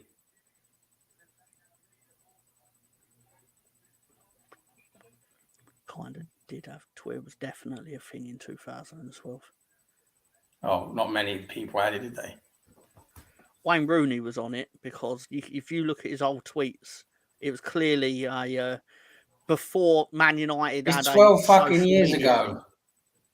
It's 12 years ago, and it wasn't a huge thing like this fucking thing is all of a sudden. I don't even think this is a huge thing. I like to discuss it because it's for me. I think it's interesting to see y'all's different opinions about it. You just like to stir shit up, you do. What are you laughing at, Stefan? I'm not going to say that's You not cheeky completely bugger. true, but there's partial truth to that, Sam. I do think there's an element of a lot of online discourse revolves around if you get angry you lose. So like you have to act like you're not as mad about something because you actually are. Because if you're angry, I'm not as angry as you. Why are you getting angry? Kind of thing, and it's very. I will say this, Tom. If you don't have a legit Twitter picture of yourself, or I don't like, if I know you, I'm not going to get involved in arguing with you because I don't know. I could be arguing with like some kid that I don't know. You know what I'm going with it. Well, no, I've said this to people as well. When it's like, oh, my argument's just as valid as yours. I'm like, well, yeah, but you're literally a picture of a dog. Yep, or you're a picture of Bukayo Saka, someone you're not, and I'm like, okay. And I know we're all saying that while Craig Fairbrass is staring at us, but like Pedro said, when you don't know the people, it's very much like they go, why do you need to see my face to know that what my points are valid? And I'm like, but my point is that I'm not going to use what you look like in the debate. No. But it's still relevant because you know what I look like. But I also want to say this, and this might sound horrible, but I need to know what level of person I'm debating with too. Do you get what I'm saying? Like, would I ever? How do I say this without sounding horrible? If you look like an idiot, like they've got Down syndrome. Well, no. If I probably wouldn't ask you the directions to where such and such is in the world, I'm probably not going to value your opinion on Twitter. Because there's Google. I'm bothered by the people that are not bothered, but bothered by the people that believe in the flat earth theory. I like when flat earthers do tend to say things like, oh, if you look around the world, I'm like, well, now repeat that to yourself, but slowly. Shit, you're right. They are cutting our country's nuts off. Or a picture of pure banter, as Richard Keys would say. It's just banter. But anyway, at least can't blame the EU now, Russ. A Brexit bonus. And Ange is in the house and she's telling everyone to hit the thumbs up. But if you need to know how a company's, like Nike intentions are, just look at the Twitter accounts during Pride months versus other countries' months. They'll change to whatever the person they'll match the energy of the country they're in, right? So they'll in June they'll embrace America's Pride Month. I'm not sure when it is in England, but in Saudi Arabia or wherever they won't do it. So for them, they're following the dollar. So should you even take them seriously and give them the time of day to discuss it? That's what the real debate becomes, because all they want, the company wants, is for you to keep spending money, buy the BMW, buy the shirt, be constant called a economy of debt. So, yeah. Pat is asking Pat, who's this fraud? That's interesting coming from fucking Phil Mitchell. We don't have one. Oh man, this is brilliant. Yeah. Phil Mitchell. More importantly than anything, and I think it's really important to know, is that Crawley Town have got a third goal against Transmere. More important than that, Barnet are 5-0 up at home against Dorking. What? The Dorking? 5-0, Barnet, 5-0. No, I've got to double check it, but I'll tell you what, I am going to double check as well for the sake of Colonel Ward out there in the chat. Let's find out. Oh, no, Chippenham Town have scored against Welling, so that's 1-1, unfortunately. But changes are being made, so subs are being made. Amu's made his way for Gene Kennedy. Those are names of humans, and we're going to answer the question for Brownie. In League 2, Wrexham on our 3-1 up at Grimsby Town, and neighbouring Newport County are losing 1-0 at Barrow. Losing 1-0 at Barrow. Beats Gunner says Muslim countries don't play that agenda. I nearly said Avenger. Agenda all inclusion nonsense. Transmere should have some balls about them to make a comeback. Good one, Stefan. That's not PG. We should tattoo a new emblem on the back of your neck or something. Slough. Let's have a look at Slough.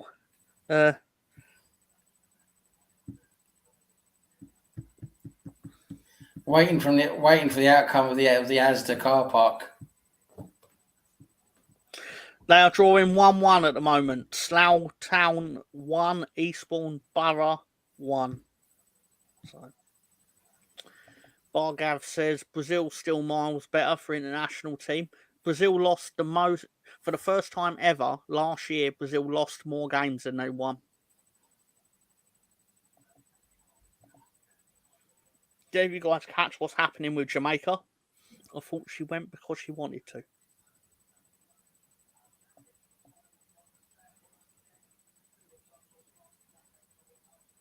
Channel 4 in England. And I'm West Ham through and through, very patriotic. That New England kit can do one. Neighbouring Newport County, it's 100 miles between them. Well, it's neighbouring in the context that it's nearer to Wrexham than it is to me. 100 miles is definitely neighboring, especially in America. Yeah. What? To give you an example, I drive 25 miles to work each way. So 50 miles a day. You're welcome, Colonel. Taib Hussein is back in with Lord Bumhole. Taib, what a geezer. And Taib, What a geezer. Taib, you silly tart. Taib, you fucking fart womble. And with Afternoon Russ and Go Barnet. Yeah, You 5 said they 0 were up winning so far. 5-0, didn't you? Yeah, they're 5 0 up against Dorking. Being a bunch of fucking dogs. So... no! Oh, no! Chippenham Town have scored 2-1 against Welling. We're getting a National Del Taco in my area. I'm pretty excited. Transmere Rovers are 3-1 down, aren't they? Do you know it was only about... Tragedy. Genuine tragedy. Do you know it was only about 8 years ago that we got a Taco Bell in London? Sorry, not in London. Like 10 times, this is 10 times better than Taco Bell. Del Taco is amazing. Just need a Jack in the Box now. Del Taco. Yeah, Del Taco. It's mostly in California, but they're coming to Virginia. So I think 3 years ago now, we got Wendy's back in England for the first time in 20 years. Yeah, Wendy's open round here in Colchester. Yeah, BX talking about Cookout. Cookout's really good. Their price increase at Wendy's has not been something I would brag about if I were them, because when they first came, it was like you could get the what is it, the Dave, because they named their burgers after their founder, right? The Dave, right? Single, the Dave triple. Yeah, have you ever seen the training video for Wendy's? I have. I've seen some of them. I worked at Wendy's for like 3 hours and I quit because it sucked. I was like 17. I was in high school and I said, this job is shit. And I left. Mr. Tom, do you, Spencer and Sam, want to do a live stream of my wedding instead? I would love to do that. Do you want us to commentate and take bets on what will happen and what will go wrong and what will go right? I'd be sat there going, at this rate, I think he's going to come before they even finish the wedding. I'll give it 20-1 that she fucking turns up. Is Brownie getting married and we just don't know this at this time? Or He's saying he's getting married. Well, I don't know. With fucking Brownie, you never know what the fuck's going on. congratulations, Brownie, on your Popeyes. I love funeral. I love Popeyes chicken. Wendy's all open in the UK. Yeah. Well, because they opened a when they first came back, the first one opened, I believe, was in Reading, and then opened one in Stratford, like near West Ham Stadium. And I think they've obviously, like you say, there's one in Colchester now and all that. But sorry, I just keep thinking that training video where he's like, "Hi, I'm Dave Thomas." Sorry, it's just memories. They also did a rap song as part of their training video on making hot drinks. You should totally not YouTube that at all. I'll be right back, lads. It's a lie. You should totally YouTube it. It's better than it has any right to be. Anyway, so yeah, it was about £7 for the Dave's triple, and then the drink and the chips and all that, and it was like, and now it's like £10-11. I mean, the real answer to that is obviously just don't have triple burger, just have one burger. But still, I'm fat, so anyway. Jack in the Box is an excellent one too.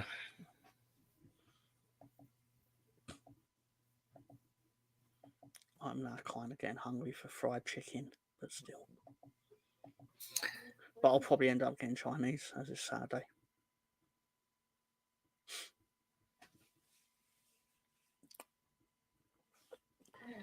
I really should get my favourite meal, seconds. Yeah, because you got a big stream tonight, Tom. WrestleMania 28. Do you want to talk about that a little bit more? Oh my God. I would love to talk about that. You should all come and join for WrestleMania 28.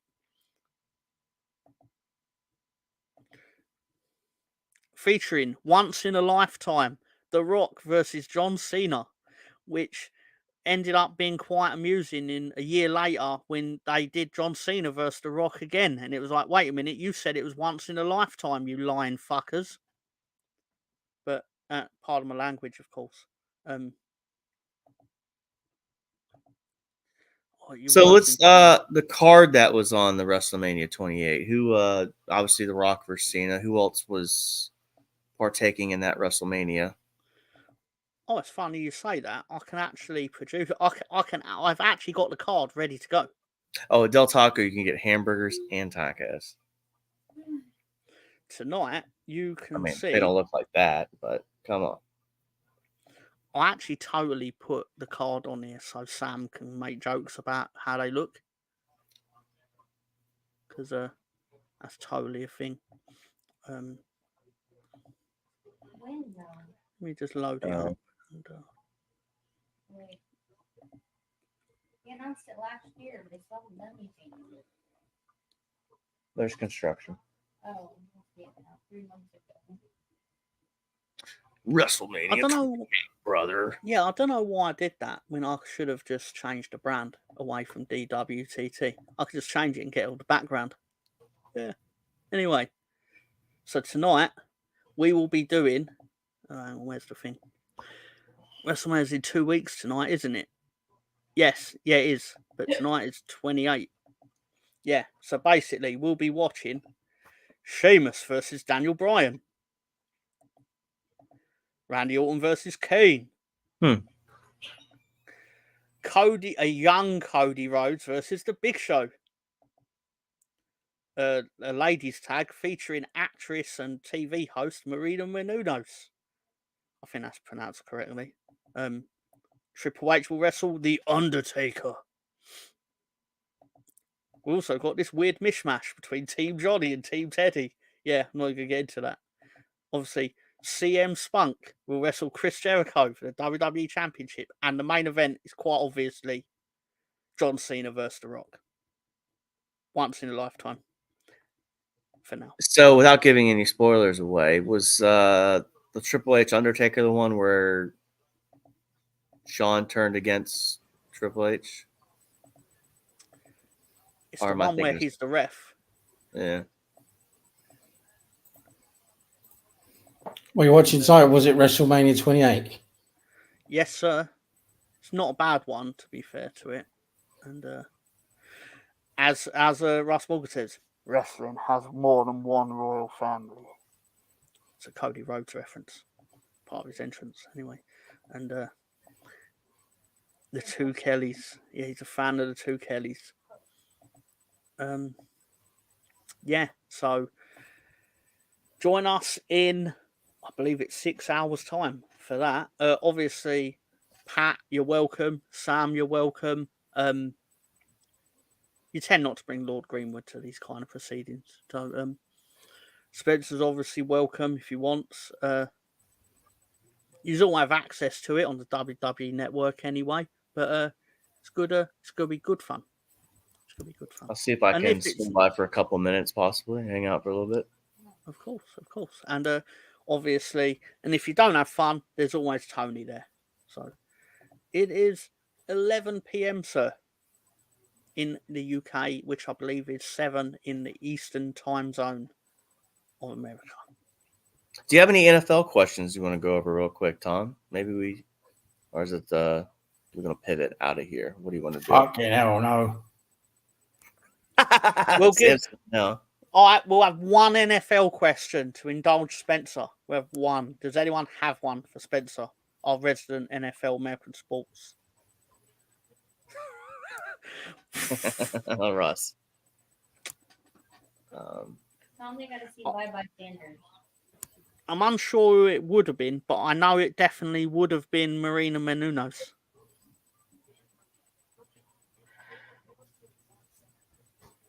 Or Kelly Kelly.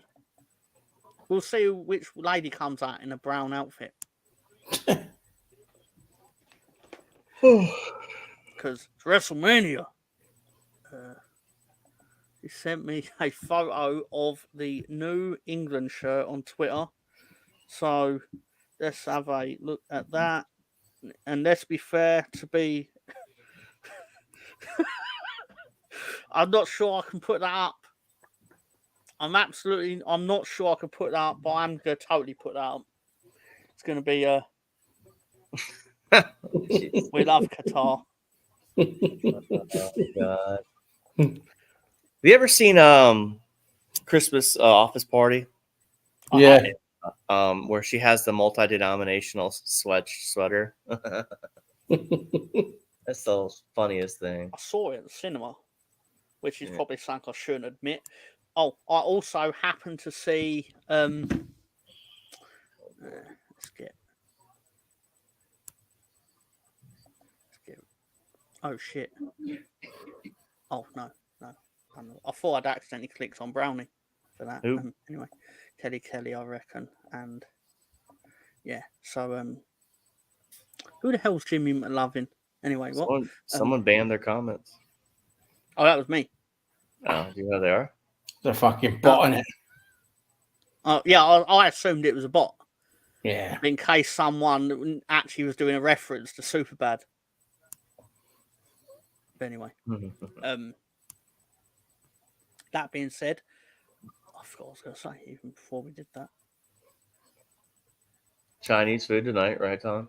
Yeah, we're going to do some Chinese food. Does anyone have the NFL question of the week for? I don't think they do. Who do you think? Who's going to get? When's the draft, Spencer? April 26th to the 28th. Is Caleb Williams going to Chicago? Yeah, probably. Because they traded away Fields now, didn't they? Yeah, so that's actually there you go. The Pittsburgh Steelers picked up Russell Wilson from the Broncos, but that was just kind of a cut deal. And then they traded for Justin Fields, and it was a 6th round pick with a conditional 4th round, depending on how much percentage he plays for the Steelers. But I think so. The only name that I would be concerned that potentially the Bears might take is Jaden Daniels over Caleb Williams, because there's a lot of people that are high on Jaden Daniels, but the Bears will probably go with Caleb Williams. But there is a possibility there. But that's, I think, April 26th, 27th, and 28th. And honestly, the 26th it's not the most riveting. It's not like the IPL draft or anything like that. I like watching the draft because I need to see who the Broncos are going to have as their quarterback next year. So the NFL season starts about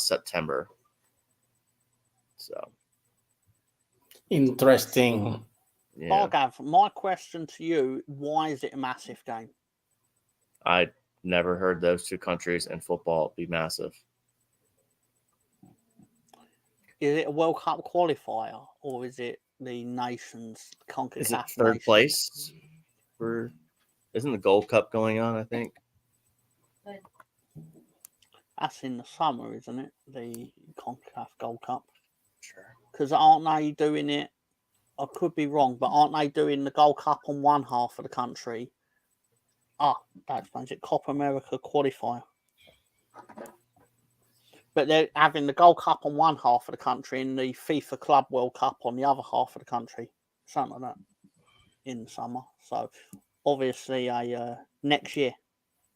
Not this summer, next year.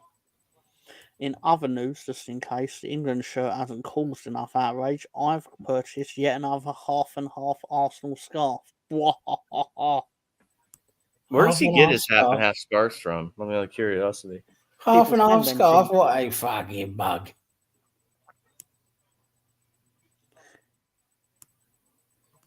I'm sure I could find it on the internet if I'm not lazy. But But he has contacts in low places that send him the scarves. Hmm. I thought it was a bit naughty of FIFA in their set up now, the new FIFA World Club Cup 2025. Their automatic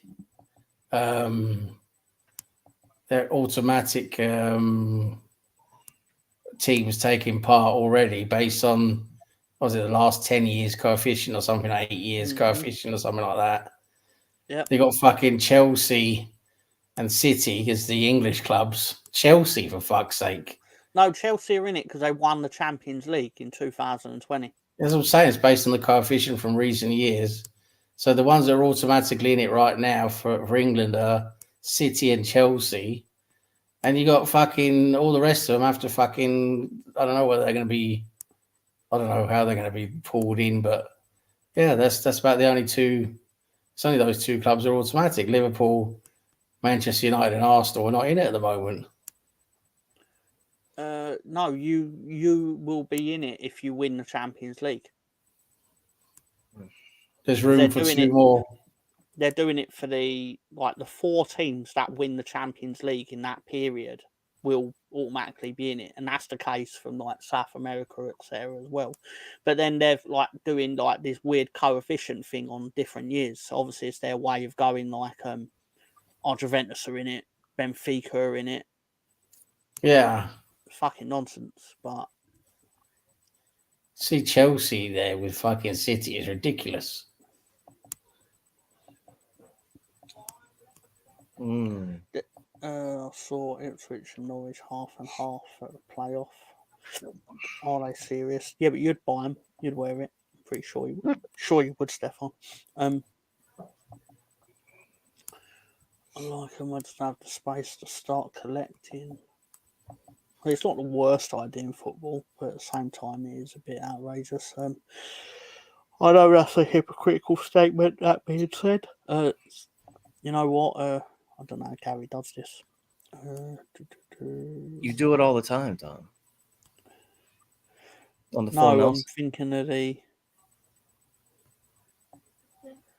Spencer. Say goodbye to the people. Well, thanks for hanging out with us on a Saturday. I know there really wasn't much going on. We probably rambled a lot, but it was still fun. We had a great discussion about the England kit.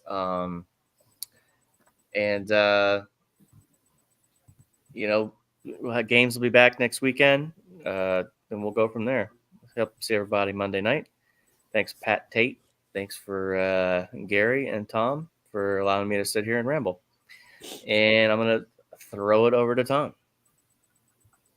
So you said we allowed you to sit and do what, sorry? I'll ramble on. I couldn't help it. Yeah, there you go. We're going to move Pat into the hot seat. So, right. So 6-0 Barnet now against Dorking. Fucking thrashing them. Nice to see everyone here. Well, most people. Some of you want to smash with a glass bottle. Good to see Spencer on the floor as always, doing a bit of mopping with his arsehole. And good to see you as well, Tommy Boy, the Leeds fanatic. And good to see everyone in the chat, most of them anyway. Some of them I don't like, some of them are fucking slippery and little fucking cunts. But that's just the way it is. You win some, you lose some, and that's how life is. Sometimes you get shot in the face with a fucking shotgun. That's what can happen. Anyhow, moving on to England, Brazil now. I'm going to go find myself some ag down Wembley and move on to some new pastures of ultra violence. And let's see what happens. It'll be probably a boring fucking game because Southgate's in control, but let's see what happens. I want everyone to have a great Saturday evening, a great weekend, and we'll see you again next week. That is great. Do you happen to know the answer to the question, Pat, that Russ is asking? Is it Yes, Rise of the Foot Soldier? Rise of the Foot Soldier. I can't remember which one it is. It's either the second one or the third one. I think it is the third one, ironically. Cheers, lads. See some of you tonight. And yeah, so I'm not going to bother putting myself in the box thing. But that being said, what is it? Gary has his set way of doing things. So I never ever set this up to remember what goes where, but have a good week, everyone. Take care. And remember, life is a journey. Don't waste the trip. Enjoy the ride. And we'll see you on the next one. Life is a journey. Don't waste the trip. Enjoy the ride.